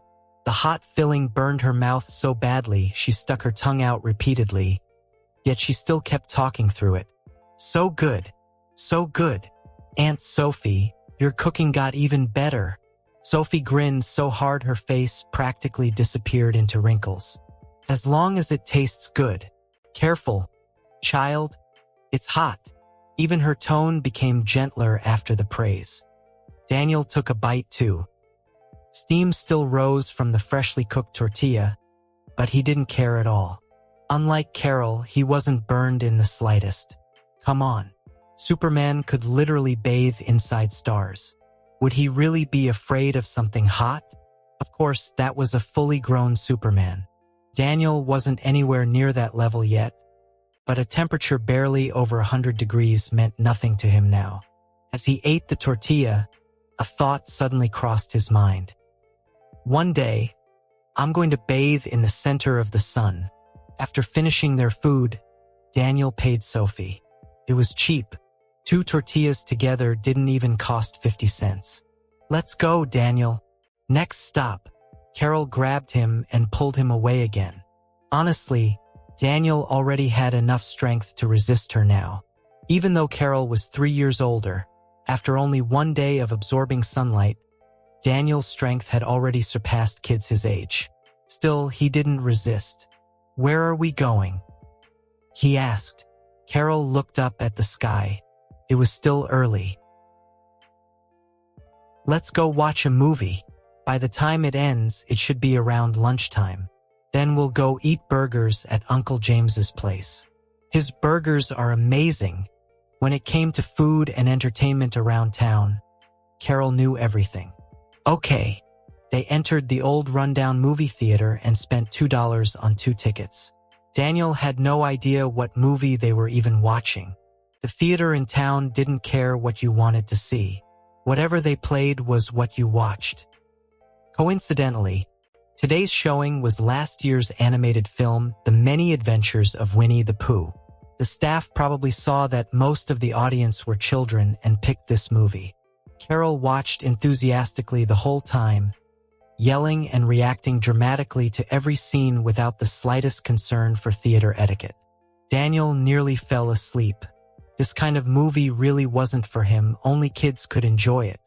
He yawned so hard tears almost came out. Daniel honestly didn't know how he survived those 2 hours. Even after they left the theater, Carol was still chatting nonstop about the plot. Daniel responded absent-mindedly while she failed to notice his complete lack of interest. Eventually, they arrived at James's burger shop. The place didn't even have a proper signboard. Outside the store, a crooked sheet of paper hung on the wall with the words "James Burgers" scribbled across it. The exterior looked shabby, but inside was surprisingly spacious. The building belonged to James himself, so there was plenty of room. Several customers were already seated inside. All of them were loyal fans of James's Burgers. After greeting everyone, Carol dragged Daniel over to order. Soon, their burgers arrived. The portions were huge, though the appearance wasn't exactly impressive. But after taking 1 bite, Daniel was genuinely surprised.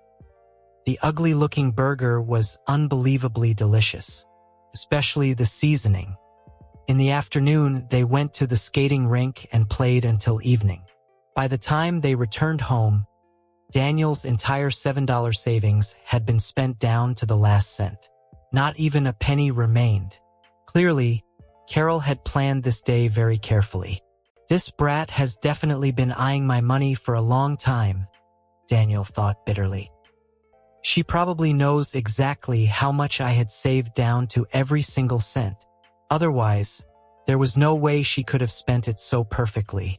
Even though he no longer cared much about saving money, realizing that Carol knew his finances better than he did still annoyed him. Meanwhile, Carol remained completely oblivious. Today was such a fun day, right, Daniel? Hey. A few more days passed.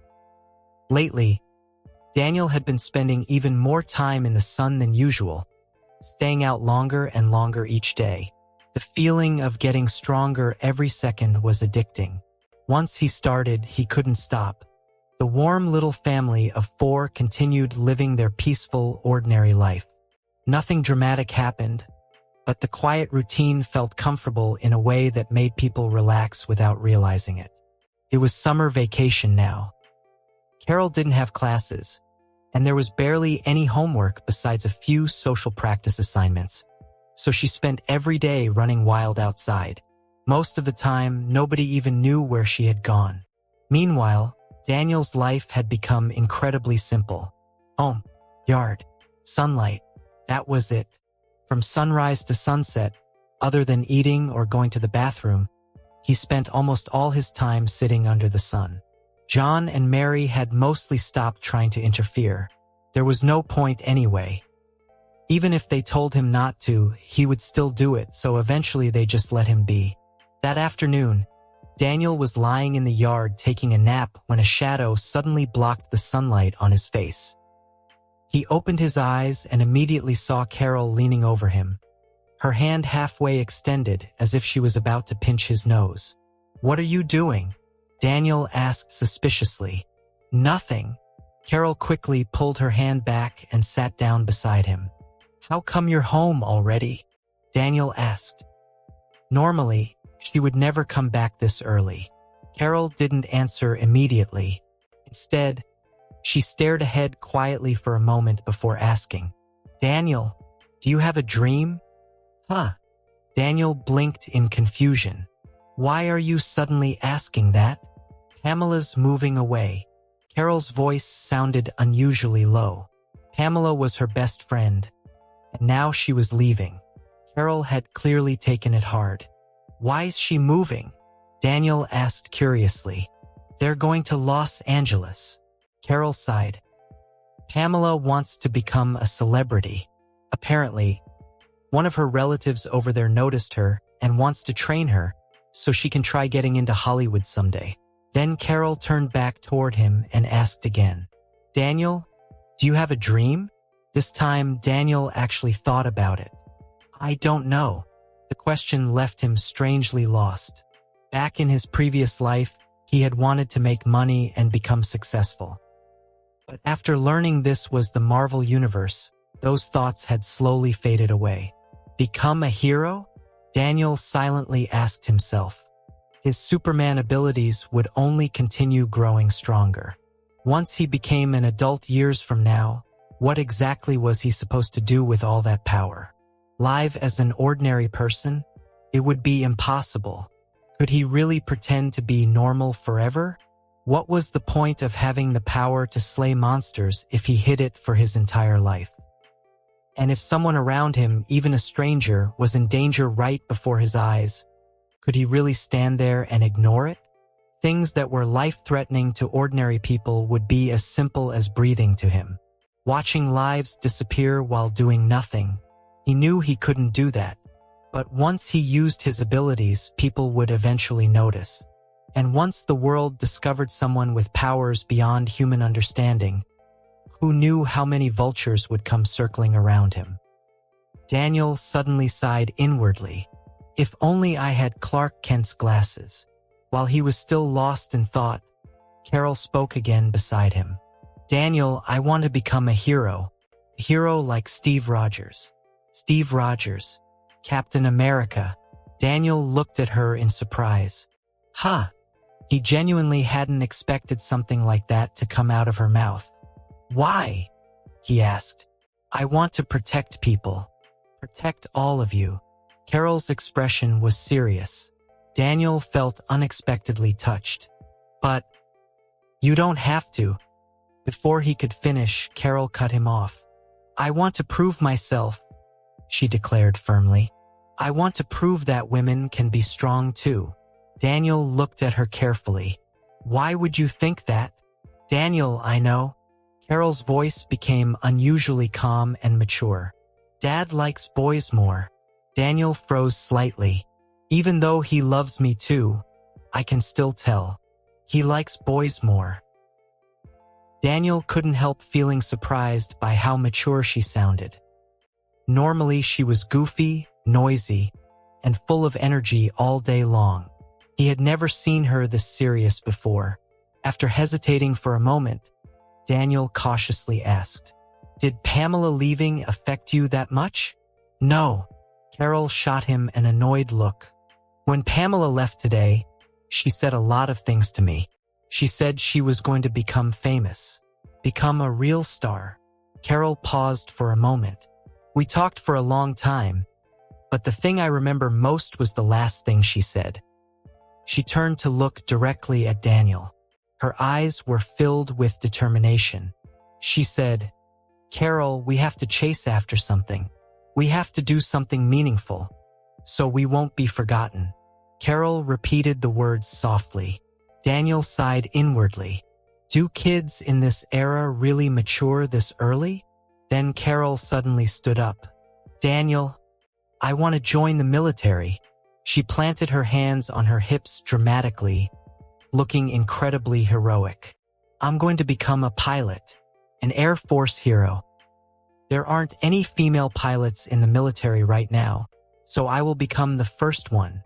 You're only 8 years old, Daniel quietly reminded her. Carol's imposing momentum instantly shattered.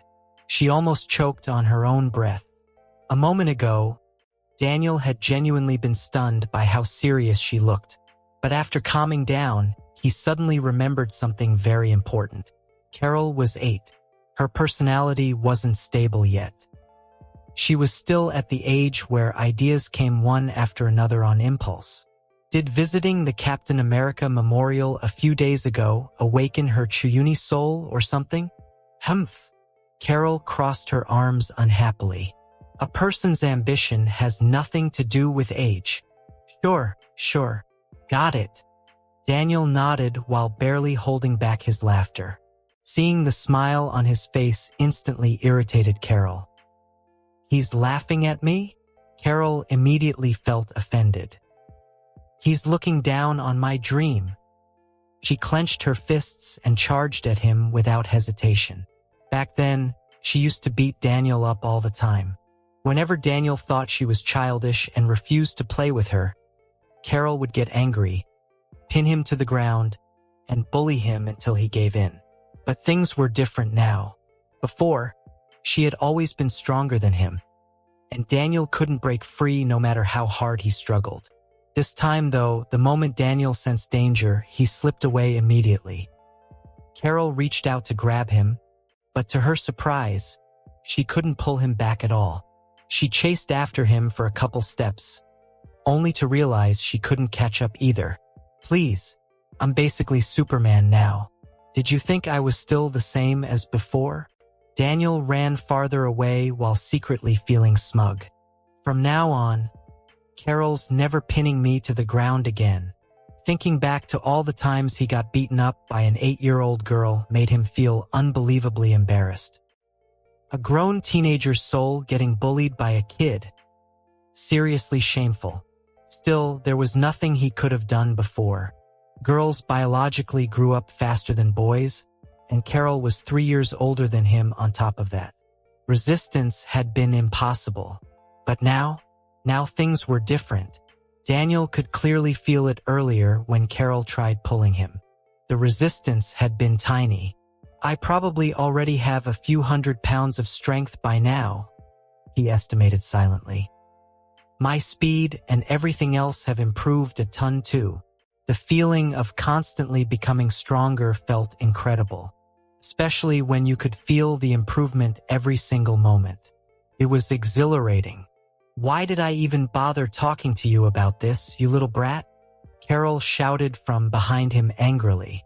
She finally gave up chasing. For some reason, Daniel kept running faster and faster until she couldn't catch him at all. You don't understand anything, she yelled furiously. Then she pointed at him from a distance. Just wait, Daniel. I'll prove it to you someday. All right? Daniel shouted back with a grin. I'll be waiting. You better wait. Time flew by in the blink of an eye, and summer was almost over. For the past few days, it had been raining nonstop in the small town of Smallville. Thick gray clouds covered the sky completely, blocking out every trace of sunlight. Daniel stood by the window, staring at the rain outside with a miserable expression. When is this rain ever going to stop? It's already been 4 days. For whole days without sunlight. Lately, he had become completely addicted to sunbathing. Missing even one day made him feel uncomfortable all over, let alone 4 days in a row.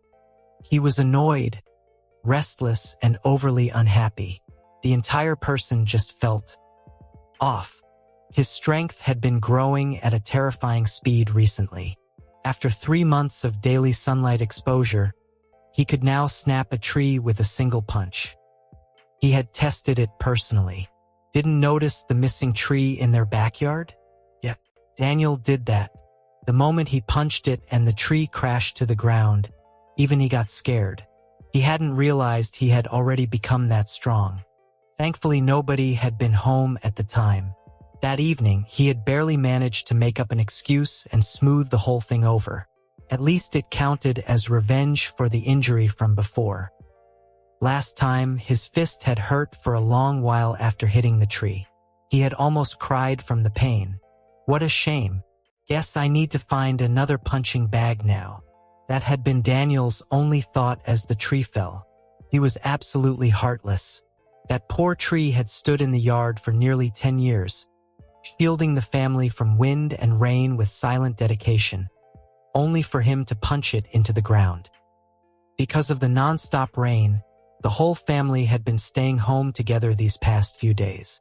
Come to think of it, school's starting soon for Carol, right? Mary casually brought up the topic. Yes, Mom, Carol answered excitedly, almost bouncing in place. She had actually been looking forward to school starting again. School was fun for her. Her classmates were all great. Everyone talked nicely to her, and she absolutely loved it there. Well, that was what happened when you were the queen bee of your class.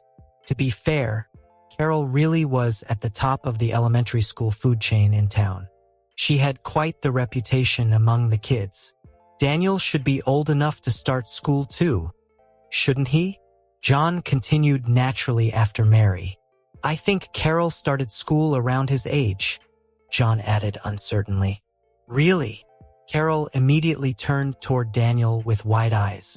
Daniel's going to school too? She repeated the question again, clearly excited. Yes, Mary answered while glancing at Daniel near the window. It's time for Daniel to start school. That's awesome. Then I can go to school with Daniel from now on. Carol cheered happily. I'm so excited. What do you think, Daniel? Meanwhile, Daniel stood there trembling internally, not daring to move. Dear God, you're telling me I have to sit in a classroom full of little kids? Just imagining it is horrifying. One Carol alone already exhausted him daily. A whole classroom full of Carols? That was enough to make someone explode. Sure, not every child was as mischievous as Carol, but there was strength in numbers. Just imagining himself trapped among a crowd of elementary schoolers made him wonder how he was supposed to survive. Besides, in his previous life, he had at least started going to college. And now he was supposed to go back to elementary school? What was he supposed to study? 1 + 1 = 2. Daniel shook his head desperately. The mental image was too horrifying. He didn't even dare continue imagining it. Can I not go to school? Daniel asked with a pitiful expression. I can study at home. No, Carol had just opened her mouth to ask why, but Mary answered immediately. You need to go to school. There are things there you can't learn at home. Mary had already been worried enough about Daniel. He was too quiet, too withdrawn. Other than Carol, he didn't have a single friend or playmate. She had spent who knew how much time worrying about him already. And now he didn't even want to go to school? Absolutely not. She was still hoping he would make a few friends there and become more outgoing. Daniel! Carol walked over and placed a hand on his shoulder seriously. Are you scared someone at school might bully you? Daniel was speechless. Bullied? Elementary school kids are that terrifying now? They would bully Superman. Daniel could confidently puff out his chest and say that, barehanded, he could beat 10 normal adults by himself. Even a young Superman was still Superman. His combat strength already surpassed 99% of the people on Earth. Well, on this planet anyway. He could literally stand still and let elementary school kids hit him all day without losing a drop of blood. If anything, their hands would hurt first. Ever since awakening his abilities, Daniel's confidence had skyrocketed. I am Superman. Hands on hips pose.jpg. Don't worry, Carol continued proudly. You're my little brother.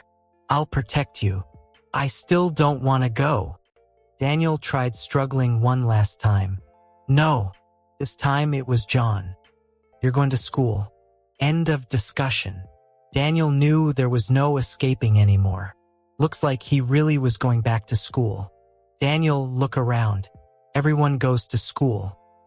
Don't you think it'd be strange if you didn't? Mary tried persuading him gently. I think it's fine, Daniel replied while pretending to be clueless. I have fun playing by myself. Mary suddenly felt the urge to ground him.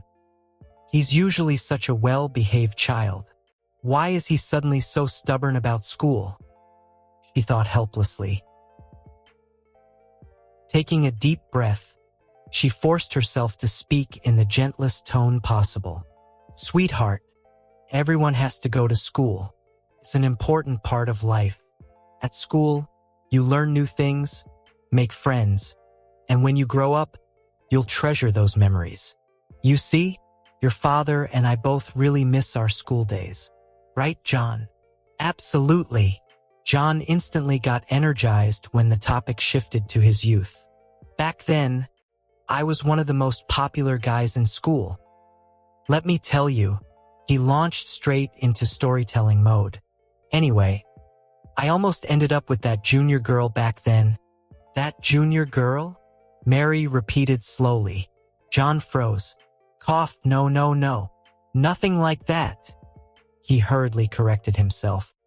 She just asked me to tutor her in math. My math grades were amazing back then. Oh, really? Mary narrowed her eyes. Just tutoring? Yes, just tutoring. John nodded frantically. Honey, you know the only person I've ever loved is you. You're the one I'd been waiting for my whole life. Before I met you, I didn't even know what love was. But the moment I saw you for the first time, I knew I had fallen in love. Sensing danger, John immediately unleashed a barrage of cheesy romantic lines to save himself. I'm too tired to argue with you. Mary rolled her eyes at him before turning back to Daniel. Anyway, Daniel, you're going to school. Tomorrow I'm taking you to meet the principal and finish your enrollment. Daniel had been secretly rejoicing inside after John successfully drew all the attention away. Escaped disaster today, he had thought. And then Mary brought the topic right back. Those cheesy love lines were surprisingly effective. At that moment, John was secretly wiping sweat from his forehead where Mary couldn't see him. That had been way too close. If he had slipped up any further, tonight definitely would not have ended well for him. Deep inside, John silently praised his own quick thinking. Fine, I'll go. Daniel finally gave up resisting. Not like he could win anyway. Never thought I'd have to go to school again. The more he thought about it, the more miserable he became. I shouldn't have said I didn't want to go. If I stayed quiet, maybe they would have forgotten about it. But the second I mentioned it, Mom immediately decided to take me for enrollment tomorrow. Daniel cried internally. This sucks. Another week had passed, and the rain had finally stopped 2 days ago. The day after Mary and John finished talking about Daniel starting school, Mary had taken him to meet the principal and handle the enrollment process. And now, Daniel could proudly say, "I'm an elementary school student now." Today was his very first day of school. Early in the morning, the entire family was already awake. When you get to school, listen to your teacher, get along well with your classmates, don't cause trouble, and pay attention during class. Mary hadn't stopped talking since breakfast. She kept giving Daniel one reminder after another. Daniel endured the non-stop bombardment with a helpless expression, desperately trying not to roll his eyes. Beep beep. The town's only school bus had arrived. Mary bent down to straighten Daniel's collar before patting him gently on the shoulder. "All right, go on," she said softly. "Mom, Dad, I'm leaving." The moment he finished speaking, Daniel hurried onto the bus like he was escaping danger. Carol followed right behind him and climbed aboard as well. The bus engine rumbled to life again and slowly drove away from the house. Mary stood at the front door, watching the bus disappear farther and farther into the distance. "Come on, stop staring already." John walked over and wrapped an arm around her shoulders. "It's Daniel's first day at school. I'm worried about him," Mary admitted quietly. "He has to go through this sooner or later, doesn't he, honey?" John said gently, surprisingly patient for once. "It's different. Daniel isn't like other children, and you know that, John." Mary looked at him seriously. "He's too quiet and withdrawn. I'm afraid he'll get bullied or excluded." Well, that was basically the impression Daniel had left on his parents. "I believe he'll handle it just fine. Daniel's a mature kid. He can deal with this better than you think." John comforted her. Honestly, Mary was just worrying too much because she cared. She kept focusing on how unsociable Daniel was while completely forgetting how mentally mature he actually seemed. "I hope so," Mary sighed. "All right, let's go back inside." John pulled her gently toward the house. "And now, we can finally enjoy some wonderful alone time." Daniel stepped onto the bus and found that there were already over a dozen children inside. He and Carol picked an empty pair of seats and sat together. As they walked down the aisle, Carol greeted nearly every kid she passed. "Morning, Julie."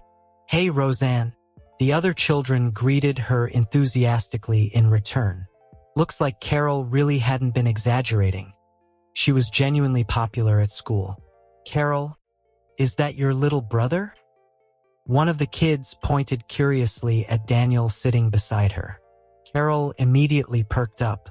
"Everyone, this is my little brother, Daniel. Today's his first day at school." Then she nudged him with her elbow. "Daniel, introduce yourself." Daniel stood up helplessly. "Hi, everyone. My name is Daniel Danvers." After saying that single sentence, he immediately sat back down. Carol stared at him in disbelief. What kind of introduction was that? Then she quickly turned to the others and explained awkwardly, "Daniel's just a little shy." The entire ride was filled with noisy chatter. The kids talked nonstop about what they did over summer vacation, what games they played, who went fishing, who fell into a river, who caught bugs.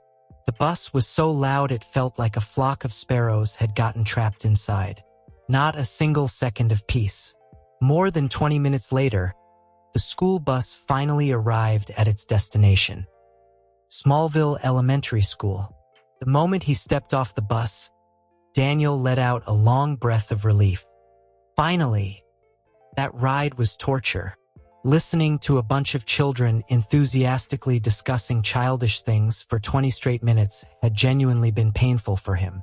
After saying goodbye to Carol, Daniel headed toward his own classroom. They weren't in the same grade, and Carol had originally insisted on escorting him all the way there, but Daniel firmly refused. He was not actually a child, and he definitely didn't need another child taking care of him. But Carol had completely embraced her role as an older sister lately and was being overly enthusiastic about it.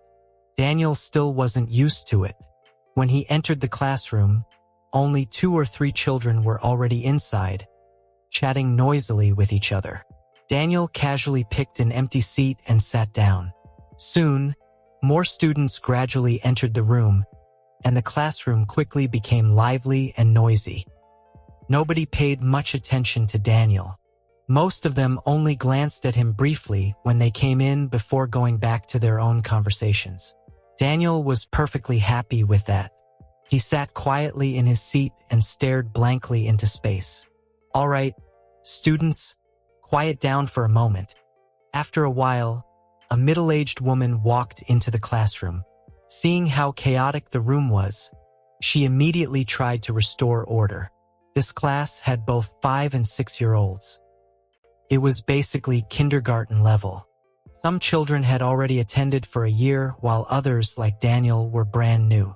The female teacher tried maintaining discipline, but aside from the few kids who had already spent a year in school, almost nobody listened to her.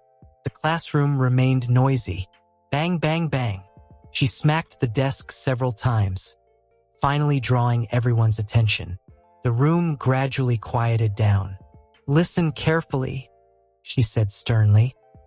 "I know some of you are here for your first day and don't understand classroom rules yet, but from now on, when I or another teacher is speaking, you need to stay quiet.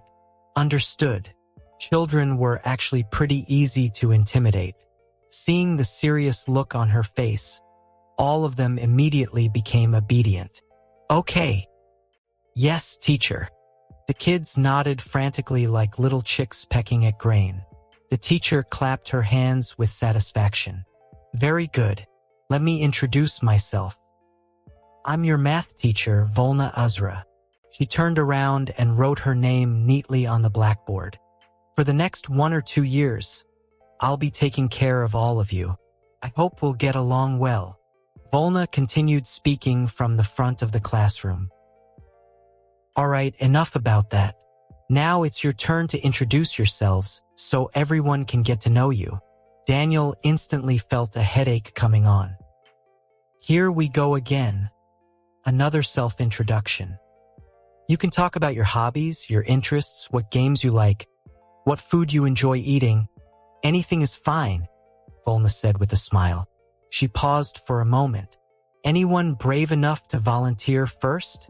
The classroom immediately fell silent. "No volunteers? All right then." Volna pointed toward the first row. "We'll start from here, one by one. Come up and introduce yourselves." It took nearly an entire class period before everyone finally finished. Daniel listened as one child excitedly talked about loving chocolate pudding.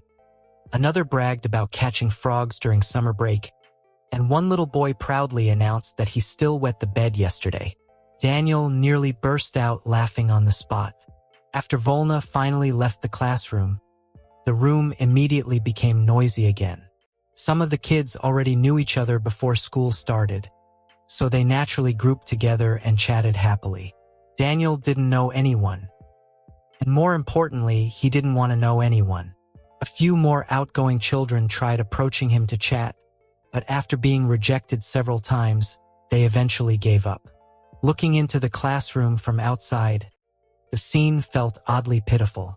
Every other child was laughing, playing, or talking together in groups, while Daniel sat alone quietly at his desk, like a lonely outcast. But Daniel himself was completely satisfied with things staying this way. Soon, the school day came to an end. Aside from Daniel, nearly everyone in the class had already become familiar with one another. Children walked out in little groups of 3 or 5 together, chatting excitedly. Meanwhile, Daniel remained behind alone, calmly packing up his things before leaving the classroom by himself. He had been isolated, mostly because he isolated himself first. With the way he ignored people and constantly carried an "keep away from me" attitude, no child would willingly keep trying to play with him. If an ordinary kid acted like this, they'd probably start getting bullied after a few days. But was Daniel an ordinary child? That evening, the moment he walked through the front door, Mary hurried over nervously. "How was your first day at school?" Daniel smiled. "Not bad." And honestly, he truly thought it wasn't bad at all. He had simply sat there spacing out for most of the day, and before he knew it, school was over. "Did you make any friends?" Mary asked expectantly. Yeah, I did."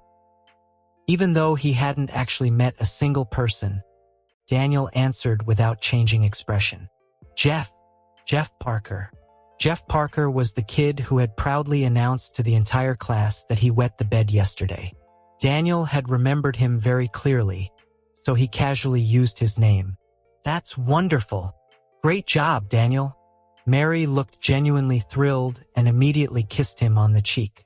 She had honestly been worried that Daniel wouldn't make a single friend. "When you get the chance, you should invite your new friend over to play sometime," she said happily. "Mom, can I invite my friends over too?" Carol asked excitedly from the side. "Of course you can." "Yes," Carol instantly cheered. Meanwhile, Daniel felt like crying inside. What am I supposed to do now? Time flew by in the blink of an eye. Before anyone realized it, 10 years had already passed. In those 10 years, Daniel had gone from a cute little kid to the kind of handsome teenager that made people stop and stare. His golden hair looked like sunlight itself. His deep eyes had a dangerous charm to them, the kind that made people unconsciously fall into them after just one glance. Combined with his sharp nose bridge and clean, bright smile, he was ridiculously attractive. Honestly, with a face like that, not going to Hollywood would be a waste. That was exactly what a talent scout had told him after meeting him in person, right before Daniel politely rejected the invitation. As for Carol, the once wild but adorable little girl had also grown up. Every time Daniel looked at her, he was reminded of John. Their faces were seriously identical. At school, Carol was actually pretty popular too. Not as popular as him, obviously. Daniel's warm and sunny personality attracted an unbelievable number of girls. Throughout the entire high school, he was publicly acknowledged as the school's male god. Girls practically treated getting his attention like clearing the final boss in a game. Sometimes all it took was a short conversation with him for them to get so excited they couldn't calm down for the rest of the day. As a handsome guy with top grades and a perfect reputation, Daniel honestly had his own troubles. So many girls liked him, yet he was still single. Why? Because of Carol. That damn brother-obsessed maniac. Every single time Daniel started getting close to a girl and talking about life, dreams, and other meaningful topics, Carol would suddenly appear and ruin everything. She refused to get herself a boyfriend, but she also wouldn't allow Daniel to date either. Her reason: Daniel was too young to date. Too young, my ass. Am I small? What a joke. If he actually showed her, it'd scare her to death. Still, to be fair, Carol had done plenty of good things too. For example, all those jealous guys who wanted to challenge Daniel over girls never even made it to him in the first place. Carol dealt with every single one of them. And now, this woman's combat ability was terrifying. It seemed Daniel's existence had seriously stimulated her. Every year, Daniel got full scholarships, won competitions nonstop, and collected medals like they were toys. As for Carol, if Daniel hadn't secretly helped her, she probably wouldn't even have enough credits to graduate. Eventually, she completely gave up on studying. Instead, she trained every single day. Her goal was simple: join the military right after high school graduation. And she was serious about it. 10 years ago, when she first told Daniel about becoming a soldier, he hadn't taken it seriously at all. Who knew she actually meant it? A few days ago, she had already passed her physical examination. Now she was just waiting to receive her diploma before officially enlisting. The U.S. Air Force. Because of years of intense training, Carol's fighting ability had become genuinely impressive. She had natural talent for combat and picked up fighting techniques extremely quickly. She was also surprisingly patient during training. Well, compared to ordinary people anyway.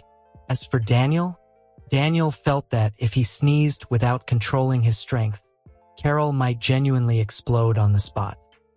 Nowadays, he didn't even bother sunbathing on Earth anymore. After carefully avoiding satellites, he would just float around in outer space instead. Honestly, if he weren't worried about disappearing too long and making Carol and the others panic, he would have already tried bathing directly inside the sun. Today was the graduation ceremony for both Daniel and Carol. As for why they were in the same grade, Daniel could only say that if he hadn't intentionally kept a low profile, he could have graduated years ago. He had already received offers from both MIT and Harvard long ago. He just hadn't decided which one to attend yet. With memories from his previous life and a ridiculously powerful, intelligent brain of Superman, learning anything was easy. These days, he didn't even read books in front of Carol anymore because he was worried she'd suffer a complete mental breakdown after comparing herself to him, which was also the real reason he slept during class so often. Oh right, Carol and Daniel were in the same class too.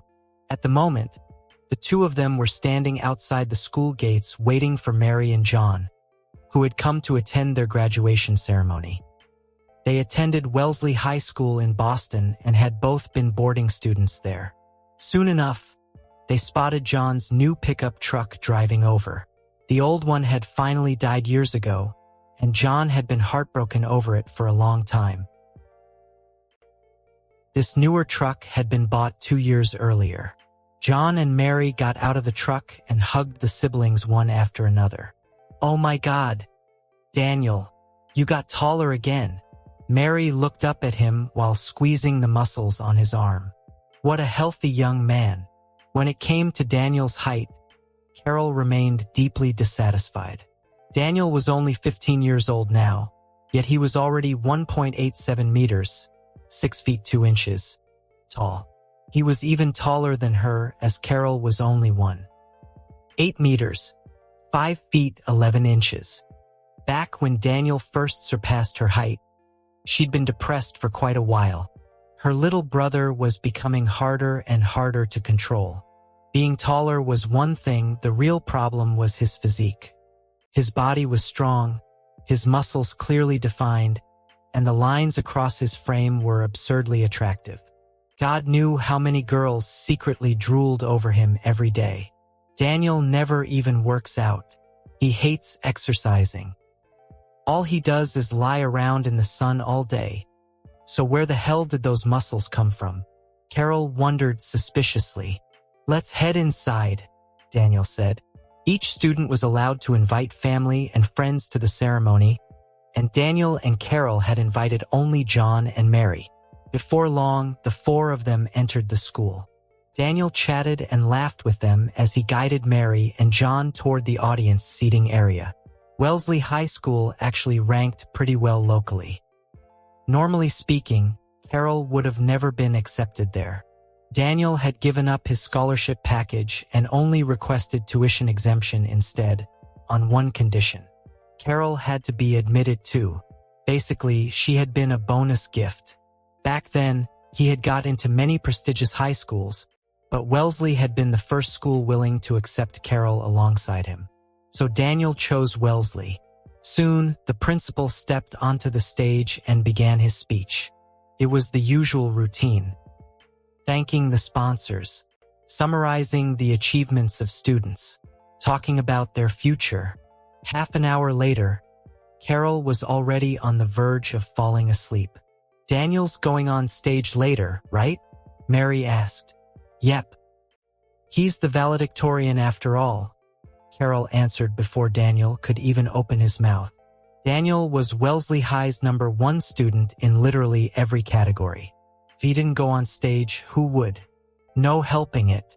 "I'm just that outstanding," Daniel thought shamelessly. Being too exceptional was honestly exhausting. Carol, on the other hand, had no chance of getting stage time. She was basically the bonus admission student who nearly failed to earn enough credits to graduate. Did she really think she'd get invited to give a speech? On stage, the principal continued speaking. Next, let us welcome an extraordinary young man, the most outstanding student since the founding of Wellesley High School, Daniel Danvers. Thunderous applause erupted throughout the hall. Daniel slowly stood up. Mary immediately hugged him tightly. "My baby, I'm proud of you." "Thanks, Mom." The moment he stepped onto the stage, waves of screaming girls exploded from below. "Daniel, I love you." One girl shouted so hard her voice cracked halfway through. "Daniel, you're the most handsome." Being too popular really wasn't always a good thing. Those girls were terrifyingly enthusiastic. If Daniel didn't run fast enough after school every day, he genuinely suspected he'd already have been dragged away by a group of girls to do unspeakable things. Meanwhile, Mary and John were clapping so hard their hands were nearly red. Their eyes were even turning moist. They were both emotional and incredibly proud. Respected teachers, parents, and my fellow students, it is my honor to stand here today. To be honest, I'm actually a little nervous. I'm just an ordinary student, so I often wonder whether I truly deserve to stand here and give this speech. First of all, I want to thank the school for giving me this opportunity. As Daniel stood on stage speaking confidently with a smile, delivering a pile of extremely humble words while secretly showing off, the girls nearby screamed non-stop. Meanwhile, the male students below all curled their lips in annoyance. Several of them looked like they wanted to punch him. 10 minutes later, Daniel finally finished his speech.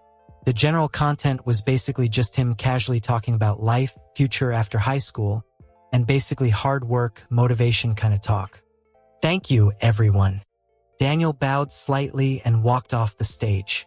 The applause below immediately became thunderous once again. After the group photo was taken, the graduation ceremony officially came to an end. On the drive back home, John glanced at Daniel from the front seat. "So, have you decided on a college yet?" "Not completely," Daniel replied with a smile. "I'm still choosing between MIT and Harvard." "You should make the decision yourself," John said calmly. "Mary and I respect whatever you choose." "Yeah, I'll think it through carefully." John nodded, then suddenly turned toward Carol. "What about you? What are you planning to do after graduation?" Carol hesitated for a moment before answering quietly, I'm going to enlist." "What?" "The military." "I don't agree with that." John frowned immediately. He clearly disliked the idea. "What's a girl doing joining the army?" Carol's eyes widened instantly. "What's that supposed to mean? Girls can't join the military?" She shot back. "That's sexism. You're looking down on women." "Mom, did you hear him? He looks down on us." "You." John opened his mouth, but no words came out. "Sweetheart," Mary said gently from the side, "I don't really recommend joining the military either." "Why?" Carol asked, sounding wronged. "It's too exhausting, too dangerous. Your father and I just don't want you to suffer." "But I like it," Carol insisted. "Mom, joining the military has always been my dream." "Well, I still don't agree with it," John muttered stubbornly from the front. "I'm already 18. I can make my own decisions," Carol said firmly. That was where the conversation ended. Nobody brought it up again afterward. 3 more days passed. Daniel was sprawled around the house, bored out of his mind. "I need to find something to do." After thinking for a while, an idea suddenly came to him. Why not go out somewhere? Honestly speaking, ever since coming to this world over a decade ago, he had never really traveled or gone out to enjoy himself properly. A graduation trip sounds pretty good. The more he thought about it, the better it sounded. As for the destination, he hadn't decided yet. Can't stay stuck at home forever. Then another thought came to him. Maybe I should ask Carol if she wants to come. Daniel immediately got up and went looking for her. Carol, let's go traveling. He got straight to the point the moment he found her. Sure. Where to? Carol answered almost instantly. She had been bored at home too. On top of that, she and John had been in a cold war these past few days, so staying in the house felt uncomfortable. Haven't figured that part out yet, Daniel admitted awkwardly. Carol thought for a second, then suddenly smiled. I've got an idea. Let's go to New York. New York. Daniel considered it briefly before nodding. Sure. Sounds good. He honestly had no better idea anyway. So when do we leave? Carol asked. Tomorrow, Daniel suggested. We'll tell Mom and Dad tonight and head out in the morning. Works for me. Then Carol suddenly asked the most important question. Do you even have money? Daniel paused. I still have some scholarship money left over from school. About $1,000 or so. That should be enough, Carol said. I've still got around 500 too. Daniel looked at her in surprise. You actually have savings? Carol rolled her eyes at him immediately. What's with that reaction? She crossed her arms proudly. I'm not the little girl who used to lend you money. That instantly reminded Daniel of something. Are you sure that money was lent to me? Of course. Sure, Daniel replied lazily, clearly too tired to argue. That evening, during dinner, Daniel brought up the trip. Mom, Carol, and I are planning to go to New York tomorrow. Mary looked surprised. What made you suddenly want to go to New York? We've been stuck at home for too long, Daniel explained. We want to go out, relax a little, and maybe think more seriously about which college to choose. Mary nodded lightly. All right then, just be careful while you're out there. She didn't say much more. They were adults now. She no longer needed to remind them about every little thing like when they were children. Then John suddenly spoke up. Do you two have enough money? We've got around 1,500 combined. It should be enough. John was silent for a second before pulling out money from his pocket. I'll lend you some too. Not much. 500. He handed it over directly. Don't force yourselves to save every penny and end up suffering. That was what parents were like. Even if they didn't say much aloud, deep down they always wanted their children to live well. You really don't have to, Daniel said hesitantly. I think we already have enough. Take it. John stuffed the money directly into Daniel's hand. I've traveled before. I know exactly how miserable it feels when you run out of money away from home. All right. Daniel finally accepted it. 10 years had passed. John and Mary had visibly aged. There were strands of white in their hair now. Wrinkles had slowly formed around their eyes and faces. They were almost 50 years old. Only now did Daniel truly realize it. An uncomfortable feeling rose in his chest. Looks like I need to start searching for something that can extend lifespan. His gaze lowered slightly. Now that I'm strong enough, it's time to explore the mysteries of this world properly. I want this family to stay together forever. Forever. Daniel quietly set a goal for himself. This world was filled with miracles and strange powers. Somewhere out there, there had to be things capable of extending life. Maybe even something greater than that. That night passed without dreams. The next morning, just after sunrise, Daniel and Carol had already packed everything. There wasn't actually that much luggage. Well, for Daniel anyway. Most of it belonged to Carol. Out of the 2 suitcases, 1.5 were hers. Daniel barely occupied half of one. They planned to take a train to New York. As for the itinerary after arriving there, neither of them liked making detailed plans. They would just wander around and go wherever looked interesting. After all, skilled people feared nothing. What's there to be scared of? Daniel thought lazily. The two then loaded their luggage into John's car. Their small town didn't have a train station, so John had to drive them over 10 miles to a nearby city. Even that place was still fairly small. "All right, let's go," John said. "We're leaving." Daniel and Carol said goodbye to Mary together. Mary smiled softly. "Go have fun." The car engine started, but Mary didn't move. Daniel turned back for one last look and saw her still standing outside the house, quietly watching the car disappear into the distance. At that moment, Daniel finally made his decision. MIT it is. Boston is close to home. The atmosphere inside the car felt a little awkward. Neither John nor Carol spoke. Only when they were almost at the train station did John finally break the silence. "I thought about it," he said slowly. "Carol, if you really want to join the military, then go." Carol froze. "Really?" Her face was filled with disbelief. She clearly hadn't expected John to suddenly change his mind. "You've grown up," John said quietly. "I can't control your life anymore. If this is what you want, then do it." His voice softened. "But if one day it gets too hard, remember this. There will always be a room waiting for you back in Smallville." Carol's eyes instantly turned red. "I love you, Dad."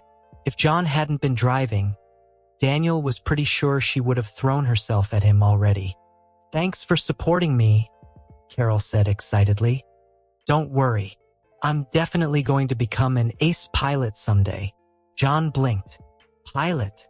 Apparently, until now, he only knew Carol wanted to enlist. He had no idea she planned to become a pilot. MHM. Carol nodded proudly. "I already passed the physical exam. I love the sky. I want to fly freely up there."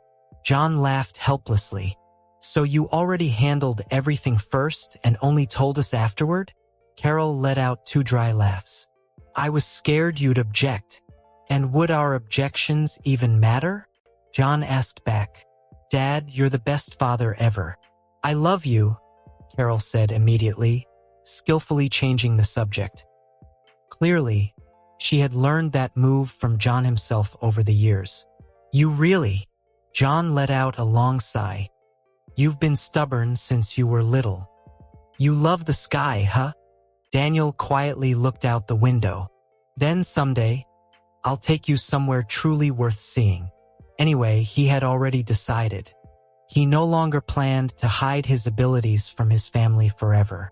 Now, he finally had enough strength to protect himself. It was time to tell them the truth. Under John's watchful gaze, the two of them boarded the train. In this era, trains still hadn't been modernized yet, so the speed was painfully slow. It would take nearly 9 hours for them to reach New York and get off in Manhattan. After finding their seats and settling down, Carol immediately started chattering away. It was the first time the siblings had traveled alone together, without any adults around, and Carol was visibly excited. She talked almost non-stop the entire journey. One moment she was pointing out the scenery outside the window, the next she was talking about the buildings passing by. They were all things she'd seen before, but somehow everything felt different today. Maybe it was just because of her mood. Daniel sat beside her, half asleep most of the ride. By the time the train finally pulled into Manhattan Station, he was practically dozing off. The two got off the train and stood in the middle of the station lobby, staring blankly at each other. "So, where do we go now?" Carol asked. Daniel rubbed his chin lazily. "We should probably find somewhere to stay first." Honestly, he had no clue where they were supposed to go either. Finding a place to settle down first seemed like the safest option. "After we get a room, we can go explore the city," he added. The two immediately set off. Since neither of them had any plan whatsoever, they randomly picked west and started walking. They decided that whenever they saw a hotel, they'd stop there. After walking for over an hour, the buildings along the street gradually became shorter and older, and the environment around them noticeably worsened. "Did we go the wrong way?" Carol asked hesitantly. "This area doesn't seem very nice." The two of them were complete rookies. No travel plan, no map, no preparation. They had simply gotten off the train and started wandering around. And now both of them were completely lost. "Let's keep going a bit longer," Daniel said. "We've already walked this far. Turning back now would feel like a waste." He looked up at the sky. It was already getting late, close to 5 in the afternoon. "All right," Carol agreed. The siblings were both unusually bold. Like newborn calves unafraid of lions, they still had no idea how much darkness hid beneath New York's glamorous surface. After another half hour of walking, they finally spotted a hotel. The building looked fairly old. A faded sign hung outside that read, "Storm Family Inn." It was the kind of ordinary family-run inn where the owner's family lived downstairs while the extra rooms upstairs were rented out to travelers. The two exchanged glances and decided to check it out. If it looked decent enough, they'd stay there. After entering, they found the front desk empty. "Hello? Is anyone here?" Carol called out. "Coming." A girl's voice answered from inside. A moment later, a blonde girl with blue eyes walked out. "Looking for a room?" she asked.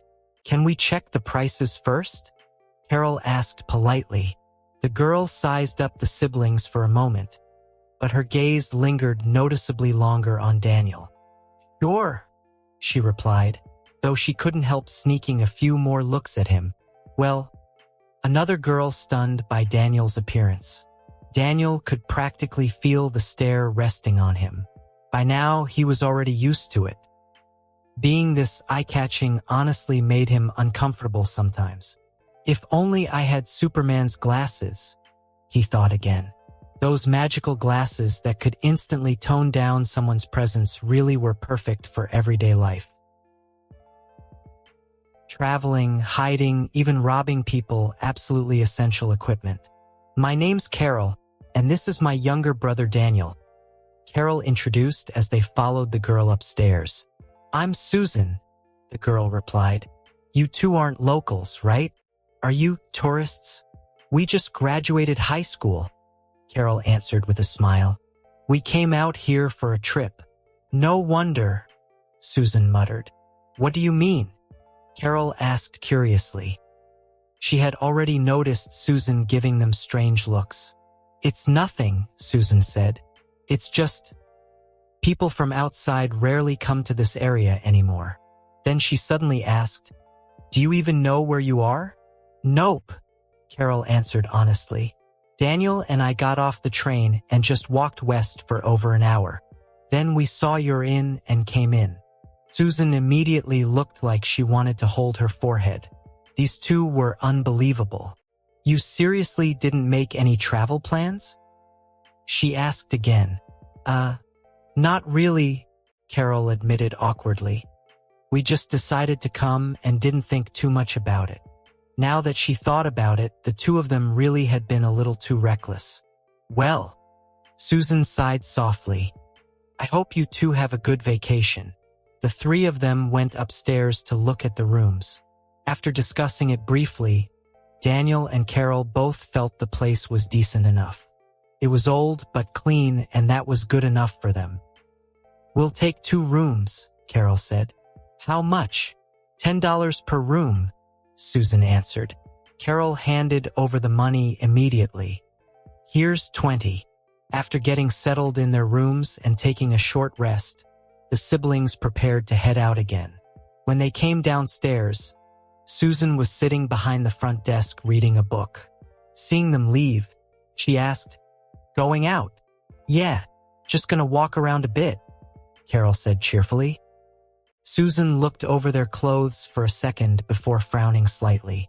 "I'd suggest changing into something else," she said, "and make sure you're back before dark." "Why?" Carol asked in confusion. "The public safety around here isn't very good," Susan explained. "Dressed like that, People will spot you as easy targets immediately. Carol looked down at their clothes. What's wrong with this? They're just normal clothes.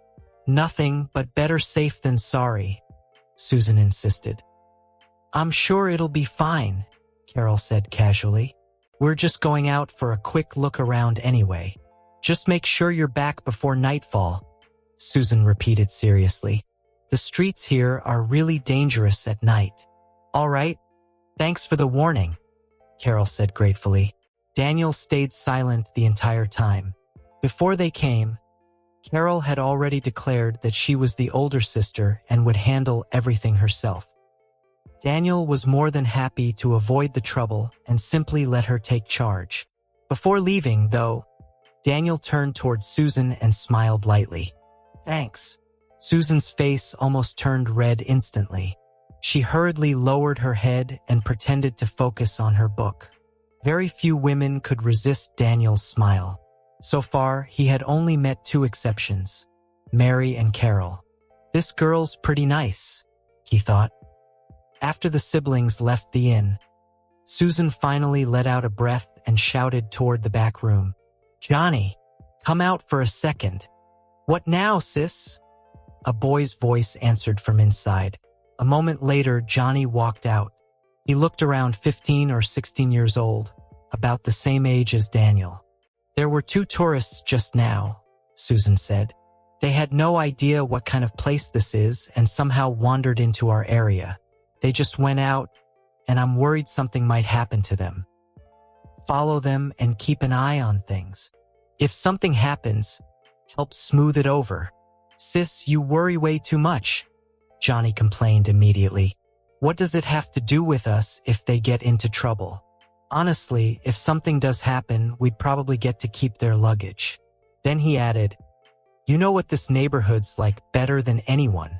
Go already, Susan said flatly, ignoring his complaints completely. If you wait any longer, they'll be too far away. Do I really have to? Johnny grumbled, but under Susan's unwavering stare, he quickly surrendered. All right, I'm going already. Seriously, I don't know what to do with you, he muttered while walking out. Hurry up, Susan urged. They're almost out of sight. Yeah, I know. So annoying, Johnny complained nonstop. I was in the middle of watching a DVD. It's the newest Star Wars movie. I finally managed to borrow it. Even though he kept grumbling, his pace wasn't slow at all as he headed after Daniel and Carol. Clearly, he wasn't nearly as cold-hearted as he pretended to be. She's a really good girl, Daniel thought to himself. He had already walked several hundred meters away, but thanks to his super hearing, he still caught every word of the conversation happening back at the motel. After leaving one street and turning into the next, Daniel and Carol felt as if they had stepped into an entirely different world. It was dirty, rundown, and chaotic. That was the impression this neighborhood gave them. There were barely any pedestrians on the road. On both sides stood rows of old, crumbling buildings that looked like they had been neglected for decades. I think we've wandered into the slums, Carol said. Looks like it, Daniel agreed as he looked around. No wonder Susan said the area's dangerous. Daniel shrugged. Well, we've already checked in. Experiencing the local culture of a slum might be interesting. Truthfully, he was curious, as this was his first time visiting a place like this in either of his lives. In this life, the small town where he grew up had been peaceful and comfortable as well. People had enough food and clothing, and crime was practically non-existent. A place like this? He had never seen one before. It was fascinating. I heard slums are pretty chaotic. A hint of excitement rose in Daniel's heart. His fists were already itching. I've never been robbed before.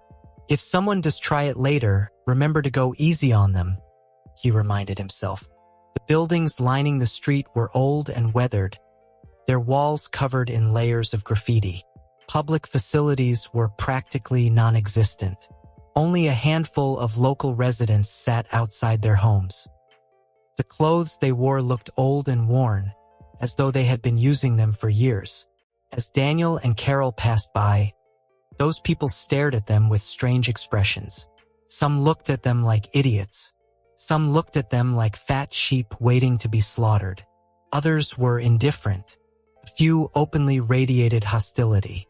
"Looks like not everyone around here is particularly friendly," Daniel said with a shrug. Normally, he kept his super hearing and supervision turned off. There was no helping it. Whenever he fully activated them, enormous amounts of information flooded into his brain all at once. The sensory overload was enough to give him splitting headaches. It was mentally exhausting. The only reason he had used his super hearing back at the motel was because he wanted to make sure they weren't staying at some shady place. Even without activating his powers, though, his eyesight and hearing were still far beyond ordinary human limits.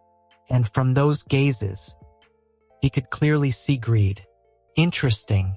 Before long, they reached the end of the street and entered another neighborhood. This one was much livelier. Although it was still far from clean, there were all kinds of shops scattered throughout the area. Daniel's ear twitched. Behind them, back on the street they had just left, someone said quietly, "Go tell Jimmy, 2 fat sheep." Finally, Carol's expression brightened a little. "Now this looks like a proper place. It's actually not bad here." "It's definitely interesting," Daniel replied casually, but his attention was elsewhere. Activating a small fraction of his supervision and hearing, he quickly discovered that things weren't nearly as pleasant as they appeared on the surface. Beneath the facade lurked plenty of darkness and filth. "Let's grab something to eat. I'm starving," Carol said. "We'll head back afterward. Susan already warned us about the area's security. Tomorrow we can ask her about visiting downtown instead." Despite trying to act calm, she was clearly worried. "Sounds good," Daniel agreed. They found a restaurant that looked reasonably decent and walked inside.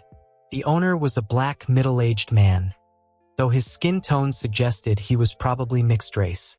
Carol ordered several recommended dishes. The food arrived quickly and they ate just as quickly, mostly because Carol kept urging Daniel to hurry. She had noticed several people outside staring at them without the slightest attempt to hide it. She was still young after all, and she was scared. After finishing the meal, she completely lost interest in sightseeing and immediately wanted to return to the motel. Even the restaurant owner advised them to head back as soon as possible. The trip back was much faster than the walk there. Carol practically dragged Daniel along. By the end, she was almost jogging. Unfortunately, they were still intercepted.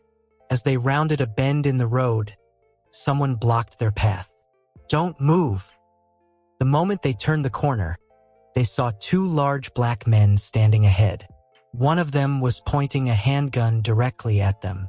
"Daniel, get behind me. Don't be scared." Carol's first instinct was to pull Daniel behind her and shield him with her own body. Since Daniel had never been on guard against her, he was actually pulled behind her for a moment. Carol slowly raised her hands. "We can give you our money. We'll hand over everything we have. Please just let us leave. Okay?" Standing behind her, Daniel could feel her fear. Her body was trembling slightly. "Hand over the money," one of the robbers demanded. "Here." Carol carefully placed the money on the ground. "Please let us go. I swear we won't call the police."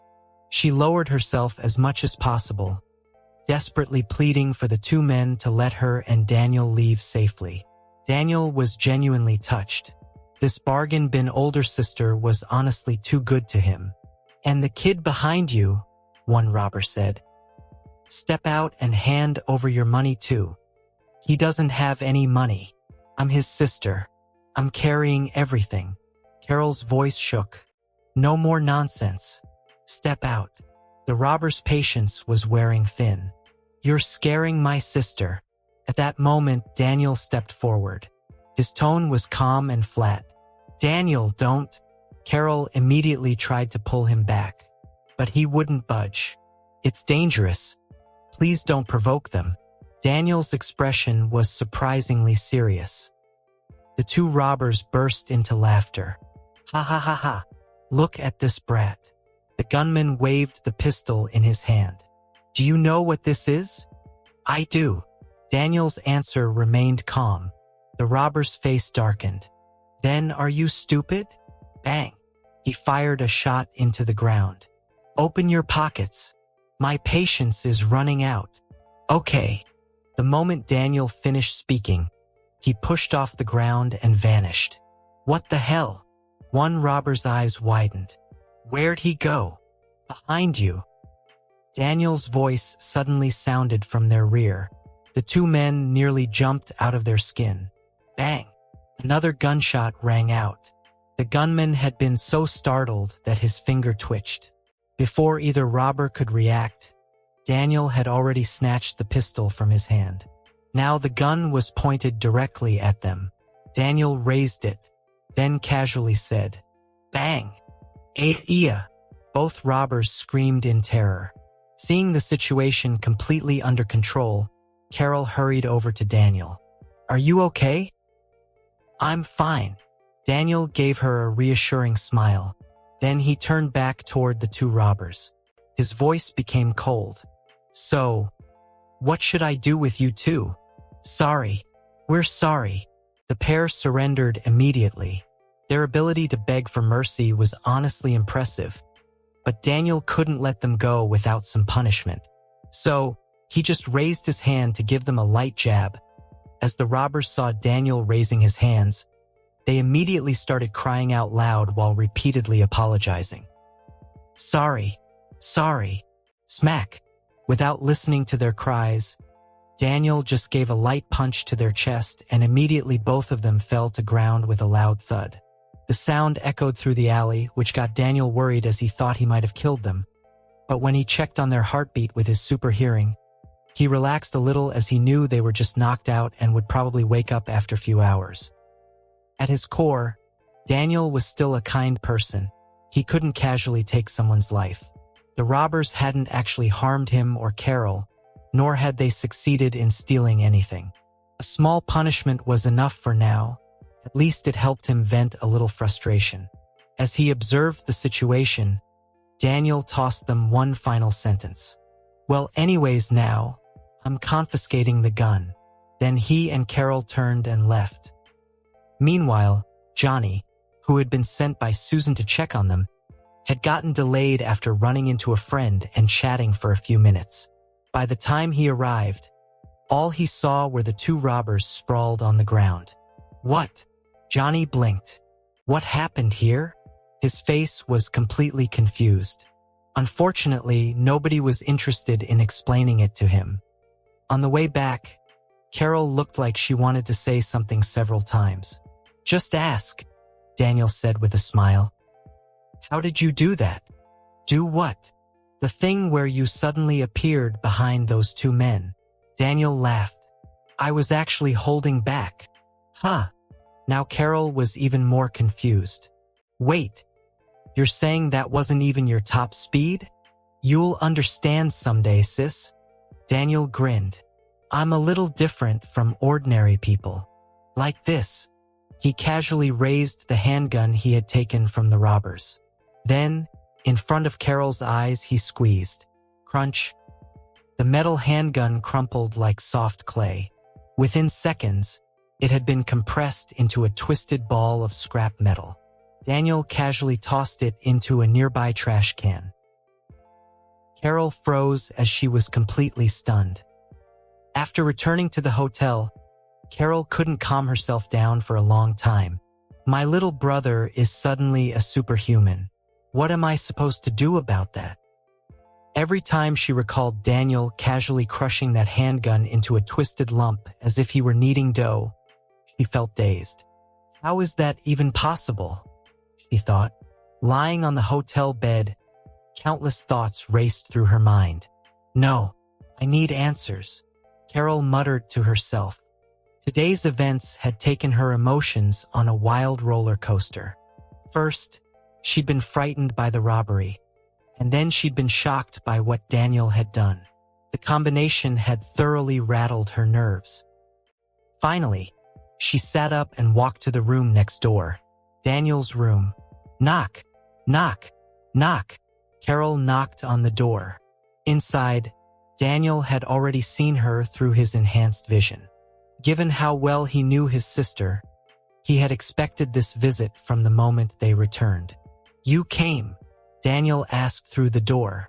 The moment it opened, Carol got straight to the point. "How did you do all that today?" Daniel blinked. "I just did it naturally." "What's the problem?" "Naturally?" Carol's voice rose immediately. "Do you think that's something a normal person can do?" Ahem. Daniel quickly glanced down the hallway. "Come inside. Let's talk inside." Before Carol could say anything else, he hurriedly pulled her into the room. They had just been discussing this in the corridor. The last thing Daniel wanted was for hotel guests to overhear them and turn the whole thing into gossip. He wasn't afraid of people knowing, but unnecessary attention would be a headache. The door closed behind them. The second they were inside, Carol fired off her questions like a machine gun. A normal person can crush a gun into a ball? A normal person can disappear and appear behind someone in the blink of an eye. Relax, Carol. Just calm down. Daniel tried to soothe her. Honestly, his sister was overreacting. In the future, there would be people flying through the sky with magical hammers. There would be giant green monsters smashing buildings whenever they got angry. Compared to those, what he'd shown today was nothing. If Carol was this shocked now, how would she cope with the craziness that would eventually become normal in this world? "I only have a few small abilities," Daniel said seriously. "Hey." Carol let out a skeptical laugh. Then she folded her arms and stared directly at him, waiting for an explanation. "Fine." Daniel felt his scalp tingle under that relentless gaze. "Do you remember when we went to Boston as kids?" "Of course I remember." Carol nodded immediately. "I remember it very clearly. You acted like an idiot for a while after that." "Exactly. That trip." Daniel pointed at her. "After I recovered, everything started feeling different." Carol frowned but remained silent. "You know how much I like sunbathing." "Yeah, no kidding." Carol rolled her eyes. Her mood had mostly settled now. No matter what happened, Daniel was still her brother. He was standing right in front of her, healthy and perfectly fine. The panic she'd felt earlier had come entirely from worry. She'd been afraid something was wrong with him. "After that incident, I discovered that sunlight could strengthen every aspect of my body." Daniel presented his prepared explanation. Carol's eyes widened. "Wow, that's actually pretty cool." Seeing her calm down, Daniel secretly relaxed. "So you're basically a solar-powered battery?" Carol suddenly grinned. "You absorb sunlight and convert it into energy." The image popped into her head, and she immediately burst out laughing. "Ha ha ha, that's hilarious." She laughed so hard she nearly doubled over. Daniel rubbed his nose awkwardly. For a moment, he couldn't even argue, because when she put it that way, it actually made perfect sense. "So," Carol finally asked after laughing enough, "you've been charging yourself with sunlight for over 10 years. How strong are you now?" Daniel thought for a moment. "Not bad. Strong enough to protect myself." Then he smiled. "At least I don't have to worry about being captured and dissected." "You need to be specific." Carol narrowed her eyes. Daniel shrugged. "Roughly on the same level as Captain America." Carol froze. "Steve Rogers." "Yep. That's amazing." She couldn't hide her astonishment. "So Captain America became stronger because of an experiment, while you became stronger because you spent time in the sun? Now I understand why you're in such ridiculous shape." She sighed dramatically. "You've been cheating all along." There was a trace of envy in her voice. After all, who wouldn't want extraordinary abilities? Daniel immediately caught it. The longing, curiosity, excitement, and a little jealousy. I'll help you gain powers too. Carol blinked. What? Daniel's expression became more serious. After today's robbery, he'd realized something important. His parents rarely left Smallville. Their hometown was safe enough. But Carol was different. She planned to join the Air Force. That meant danger, accidents, combat, unknown threats. There was no way Daniel could stay by her side every second of every day. She needs a way to protect herself. The thought became firmer in his mind. Carol stared at him. Wait, you mean I can become a solar battery too? Her eyes grew wider and wider. Excitement and disbelief mixed together. No, Daniel rolled his eyes. Not like me. Then how? There are other methods. Daniel smiled. Consider it a small gift before you leave for military service. Carol immediately leaned forward. What method? How does it work? What do I have to do? Before she could finish, Daniel raised a hand. Don't rush. He cut her off. After we're done sightseeing in New York, we'll take a trip to Africa. Africa? Carol looked completely confused. What are we going there for? She stared at him. You're telling me I can become stronger in Africa? More or less? Daniel nodded. I should be able to enhance your body. Carol practically jumped from her seat. Seriously? How? Are you sure? What kind of enhancement? Is it dangerous? Will it hurt? How long will it take? What if it doesn't work? What if? The questions poured out nonstop. Daniel instantly felt a headache coming. If he answered one question, there would be 10 more, then 20, then 50. So he simply waved his hand. You'll find out when we get there. He refused to elaborate. And getting to Africa won't take long. Really? Carol looked unconvinced. Really? Daniel stood up and pointed toward the door. All right, it's getting late. He was clearly trying to send her away. Go get some sleep. We have a full day of sightseeing tomorrow. Carol pouted. Just like when she was younger, she always had to get to the bottom of everything. Unfortunately, Daniel wasn't giving her any more answers tonight. Okay, fine. Reluctantly, she ended the conversation and returned to her room. After she left, Daniel lay back on his bed and stared at the ceiling. If I remember correctly, that Black Panther prince and his family all gained their enhanced physiques through some kind of herb. He frowned. What was it called again? Too much time had passed. His memory was fuzzy. A few seconds later, he gave up. Whatever. Doesn't matter what it's called.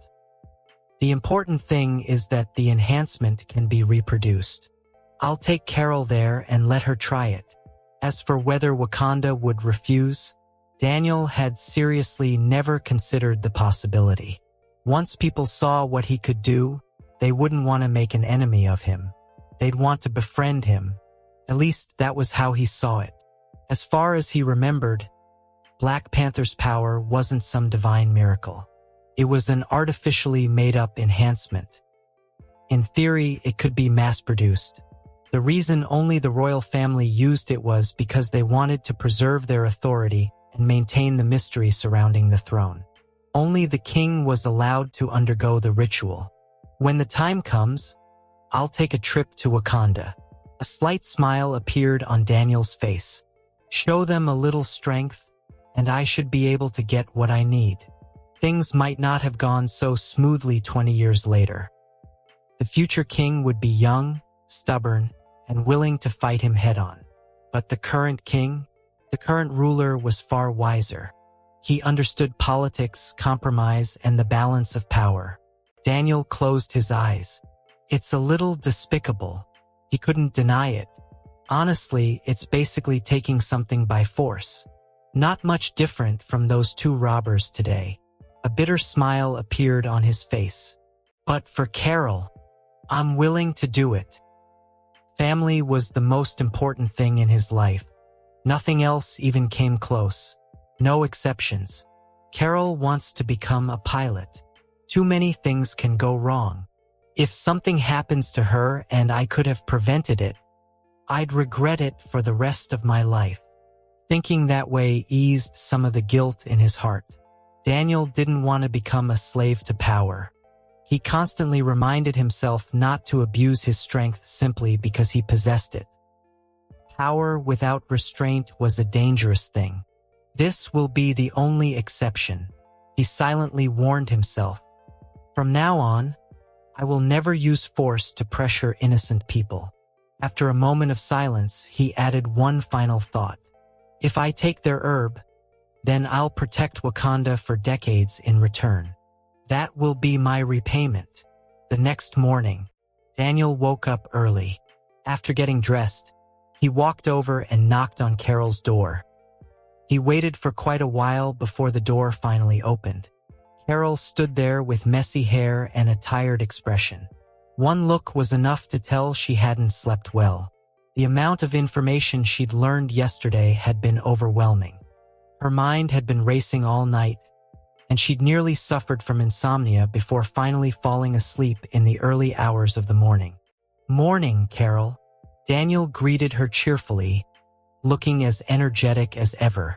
Carol replied weakly, "Mornin'." "Hey, wake up. We're going out today." Seeing her half-asleep appearance, Daniel couldn't help complaining. "You definitely stayed up way too late last night. And whose fault do you think that is?" Carol shot back immediately. Daniel coughed. All right, go wash up. We're leaving in 30 minutes. Okay. Don't fall back asleep. Daniel pointed at her sternly. Go wash your face right now. As he turned to leave, he added another reminder. I'll be waiting downstairs. With that, Daniel headed down to the lobby. The moment he arrived, he noticed Susan sitting behind the front desk reading a book. His eyesight was sharp enough to immediately recognize it as a textbook. She's really dedicated to studying, he thought. Morning. Daniel greeted her with his usual bright smile. Susan visibly froze for a moment before replying. Morning. Daniel sat down on one of the lobby sofas. A few minutes passed, then a few more. Waiting for Carol quickly became boring. Unable to sit quietly any longer, he turned toward Susan. Sorry to bother you, but could you tell me some fun places to visit in New York? Susan looked up from her book. Are you talking to me?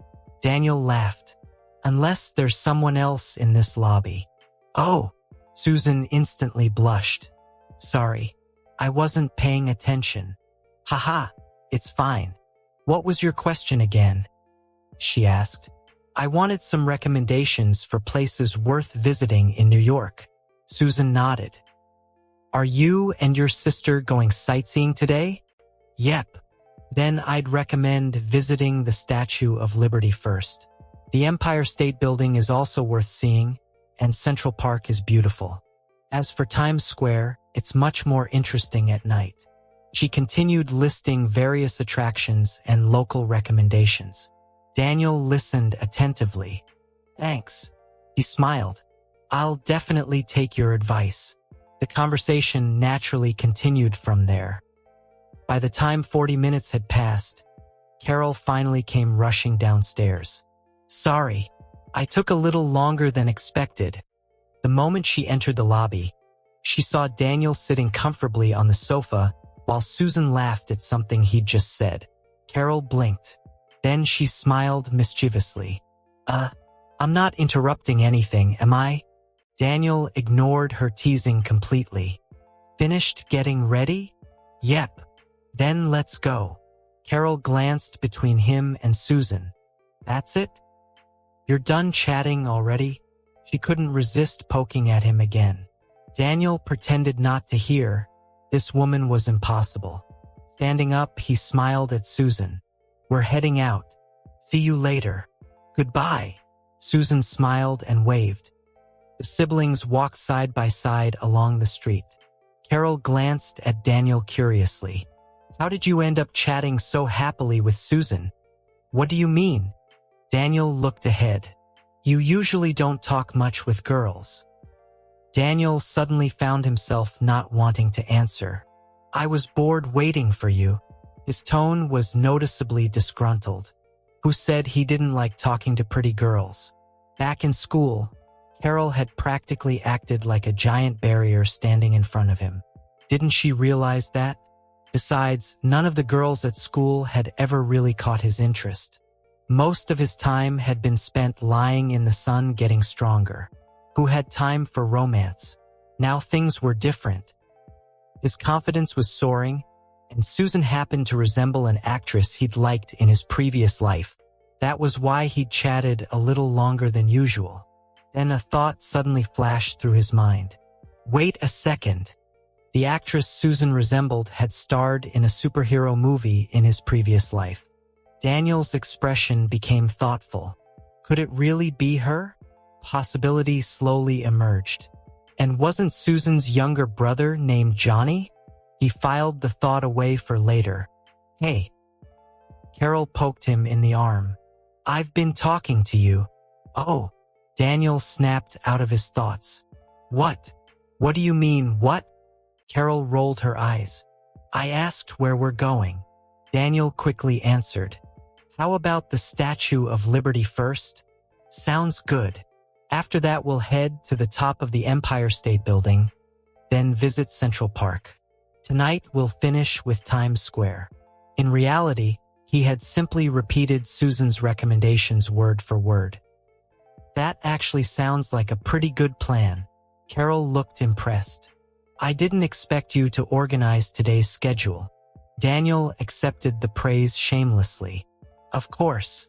Then Carol asked another question. So, how exactly are we getting there? Daniel paused. Do you know the way? Daniel's confidence instantly vanished. No. Carol stared at him. Then she sighed. I was just about to compliment you. And then you admit you don't even know how to get there? She shook her head. You're unbelievably unreliable. Daniel immediately fought back. Excuse me? Weren't you supposed to be handling the planning? He pointed accusingly at her. What exactly did you arrange? You couldn't even wake up this morning. The two immediately fell into their usual routine, arguing, blaming each other.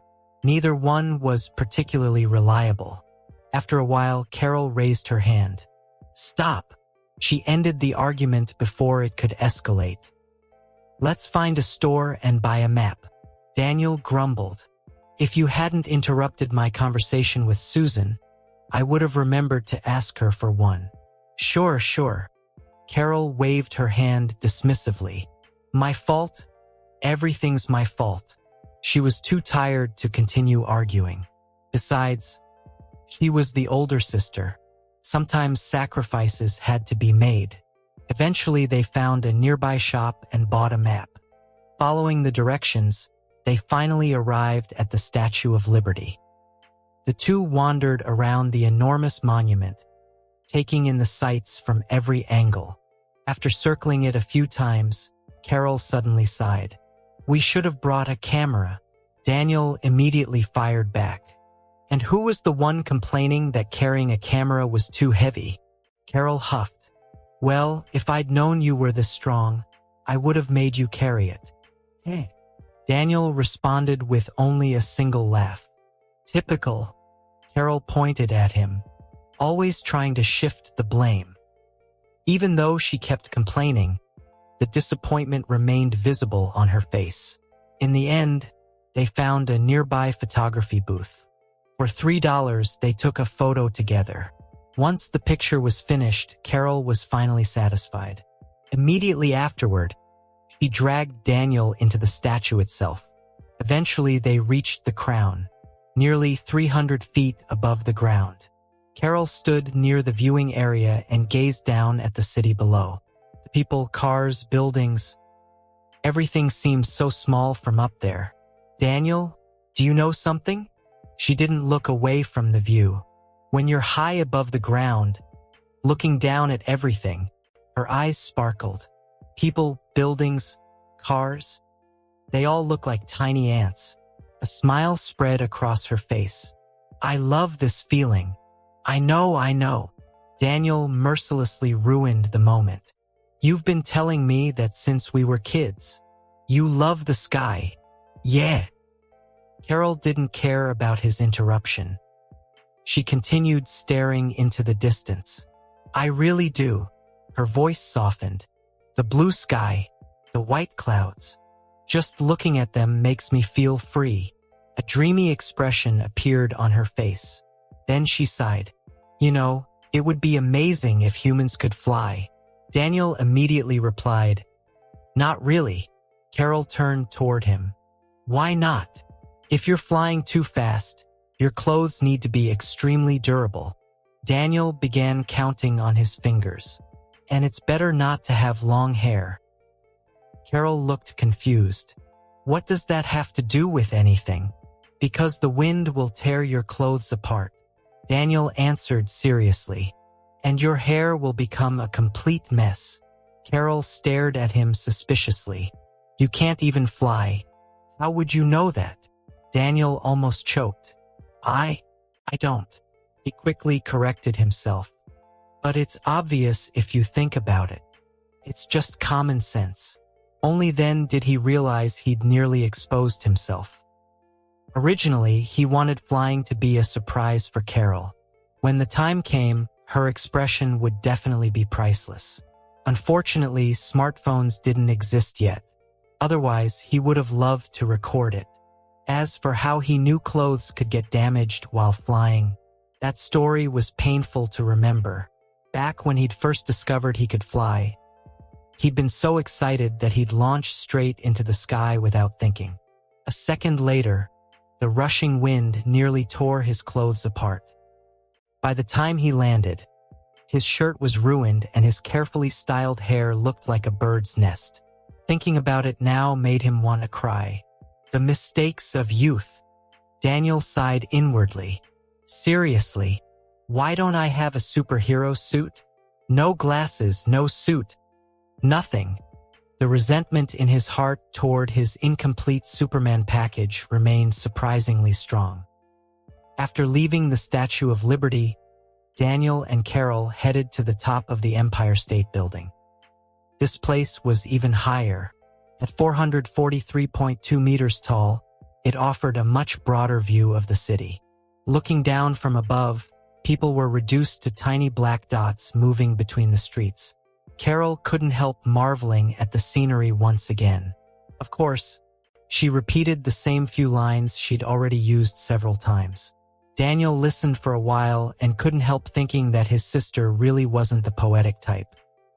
After hearing her repeat the same descriptions over and over, he suddenly felt that Carol's decision to join the military instead of attending college wasn't just about passion. Her grades probably had something to do with it too. Someone with Carol's academic record would probably have struggled through university classes every day. Headaches, assignments, exams. It would have driven her crazy.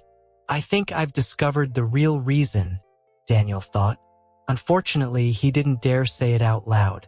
He was afraid of getting beaten. Not that getting hit would actually hurt him. The problem was that he couldn't fight back. And whenever Carol punched him, he had to consciously relax his body so she wouldn't injure herself. Otherwise, just imagine punching a giant block of steel.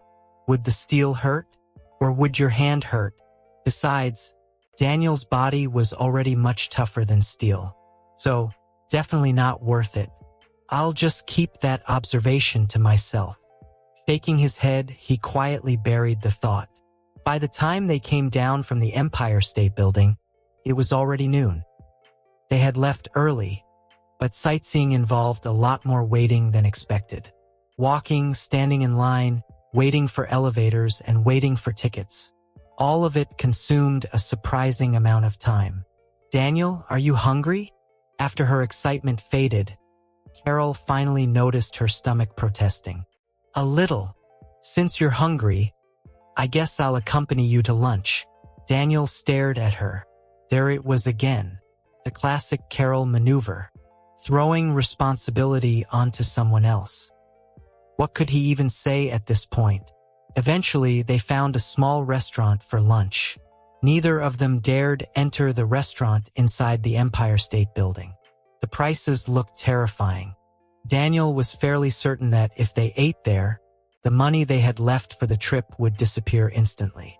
The restaurant they chose happened to be directly across from the Empire State Building. Thanks to his eyesight, Daniel could clearly see the luxurious restaurant inside the skyscraper from where he sat. The decorations, the furniture, the atmosphere, there were only two words that described it: pure luxury. As he ate his inexpensive meal, Daniel silently made a promise to himself. "One day, I'm going to eat there every day." Then he added another condition. As long as the money is earned honestly. It had to be his own money. Money earned through legitimate means. Nothing shady. To be honest, making money would be ridiculously easy for him. With his abilities, if he ever found himself broke, he could simply target a few criminal organizations, take their dirty money, and live comfortably for years. But he didn't want to do that. People needed principles. They needed limits, a sense of morality. At least that's what Daniel believed. And in his own opinion, he was still a fairly decent person. After lunch, the siblings continued their sightseeing. A short subway ride later, they arrived at Central Park. The park was packed with people, tourists, local residents, families, couples, joggers. Crowds moved through the pathways in every direction, creating a lively and energetic atmosphere. After discussing what to do first, they decided to visit the zoo. The animals were undeniably adorable. Even the roaring lions and massive brown bears failed to stir any fear in Daniel. He watched them with complete calm.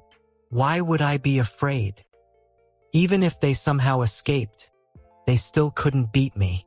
After leaving the zoo, they visited an art museum. That decision quickly became a mistake. Neither of them possessed even a shred of artistic talent. They entered the museum looking confused. They left the museum looking equally confused. The entire experience could be summarized with one sentence. "I have no idea what I'm looking at, but it seems very impressive." Afterward, they headed to the carousel. This was Daniel's favorite attraction. Ever since he rode one at the age of 5, he had loved carousels. Years had passed, but his devotion never changed. Even when groups of children stared at him with strange expressions, Daniel remained completely unfazed. He happily sat on one of the wooden horses, looking as if he'd found true happiness. Eventually, they became a little tired and began strolling along one of the pedestrian paths beside the water. Well, Carol was tired. Daniel wasn't tired at all. In fact, he was seriously considering going back for another ride on the carousel. The two walked slowly in comfortable silence. Neither spoke. Daniel was lost in thought. Should I visit Xavier's school for gifted youngsters? From what he vaguely remembered, the school wasn't too far from New York City. It was located in a nearby area. Maybe I can fly over there tonight and take a look. The idea intrigued him. He had been in this world for quite a while now. Yet he still hadn't met any of the famous people from the movies he'd watched in his previous life. The closest thing had been Captain America, and that was only through photographs. Daniel wanted to meet them in person. After all, some of those people had once been his idols. His favorite was still that particular genius, billionaire, playboy, philanthropist, Tony Stark. He'd watched the Iron Man trilogy multiple times back in his previous life. As his thoughts wandered, Daniel stopped paying attention to the path ahead. Then, bang! He collided with someone running towards him. Instinctively, Daniel tensed his body. The unfortunate runner immediately bounced backward as though he'd slammed into a concrete wall. The man flew nearly 10 feet before crashing onto the ground. At that moment, Tony Stark felt that fate hated him. 18-year-old Tony was currently deep in his rebellious phase. Since childhood, his father had sent him away to boarding schools, and their relationship had never been particularly good. Now that summer vacation had finally arrived, he'd returned home only to end up arguing with Howard Stark all over again. Already in a terrible mood, he'd come to Central Park to clear his head. Then he'd noticed a familiar problem. A group of bodyguards followed him everywhere. Tony was convinced they had been sent by his father to spy on him. So he'd started running, hoping to shake them off. Unfortunately, he hadn't gotten very far before colliding with Daniel. And somehow this guy's body was absurdly hard. Tony felt as though he'd run into a moving wall. Now he was the one lying on the ground. That hurts. Tony grimaced. Meanwhile, Daniel hurried over. Seeing someone sent flying because of him made him feel genuinely guilty. "Are you all right?" Tony looked up irritably. "What do you think?" His tone was anything but friendly. "How about I throw you 10 feet and see how you feel?" Daniel wasn't offended. After all, he understood why the other guy was upset. He then offered a hand. "Sorry, let me help you up." Tony immediately slapped the hand away. "No thanks. I can stand up by myself." Then he got to his feet. By this point, the bodyguards had finally caught up. Noticing Tony's condition, they rushed forward. "Mr. Stark, are you all right?" Tony ignored them completely. He rubbed the spot that had hit the ground before turning back toward Daniel. "I'd recommend seeing an eye doctor, mister." His expression was full of disdain. "Your eyesight leaves a lot to be desired." But Daniel wasn't listening anymore. The moment Tony stood up, Daniel had finally recognized him. Who was standing in front of him? The youthful face, the lack of a signature goatee, the younger features. Honestly, he even looked a little cute. The image from Daniel's memories slowly merged with the real person standing before him. Talk about coincidence. Only moments ago he'd been thinking about meeting famous figures from the movies. Now one had appeared right in front of him. And not just anyone, his favorite one, Tony Stark. Although, there was one thing that matched the movies perfectly. This guy's mouth was just as annoying in real life. The collision had obviously been Tony's fault. He'd been the one running without watching where he was going. Yet somehow he was blaming someone else. "Maybe your eyesight is the problem." Daniel immediately fired back. Meeting a movie character was exciting. That didn't mean he was going to let himself get bullied. If someone threw a jab at him, he'd throw one right back. Even Carol couldn't stop him from doing that. Tony let out a cold laugh. "Heh." Then he pointed past Daniel. "Move." His tone carried all the arrogance of a wealthy young brat.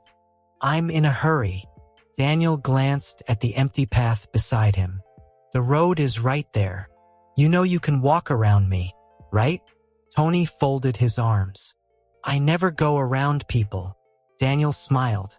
"What a coincidence." "Neither do I." He looked completely relaxed. After all, Tony was the one in a hurry, not him. Seriously, Tony's personality was irritating. Daniel couldn't help wondering how Pepper Potts managed to tolerate him. "You." Tony's expression darkened. His mood had somehow become even worse. Looking at the cluster of bodyguards surrounding him, he suddenly lost interest in arguing. As far as he was concerned, Daniel looked like some random poor kid, not worth wasting time on. He still needed to figure out a way to shake off his bodyguards. But he wasn't going to forget this. Not anytime soon. "Let's hope I don't run into you again." After throwing out the threat, Tony turned and walked away. Daniel watched him leave. Judging by the expression on Tony's face, he was extremely unhappy. And for some reason, that made Daniel feel incredibly satisfied. Today had been a good day. And that concludes this episode. If you enjoyed it, I'd seriously love it if you guys could leave a like on the video, as it genuinely helps out so much, and it keeps me going. Plus, it takes only 1 second. That said, have a wonderful day. See you in the next one.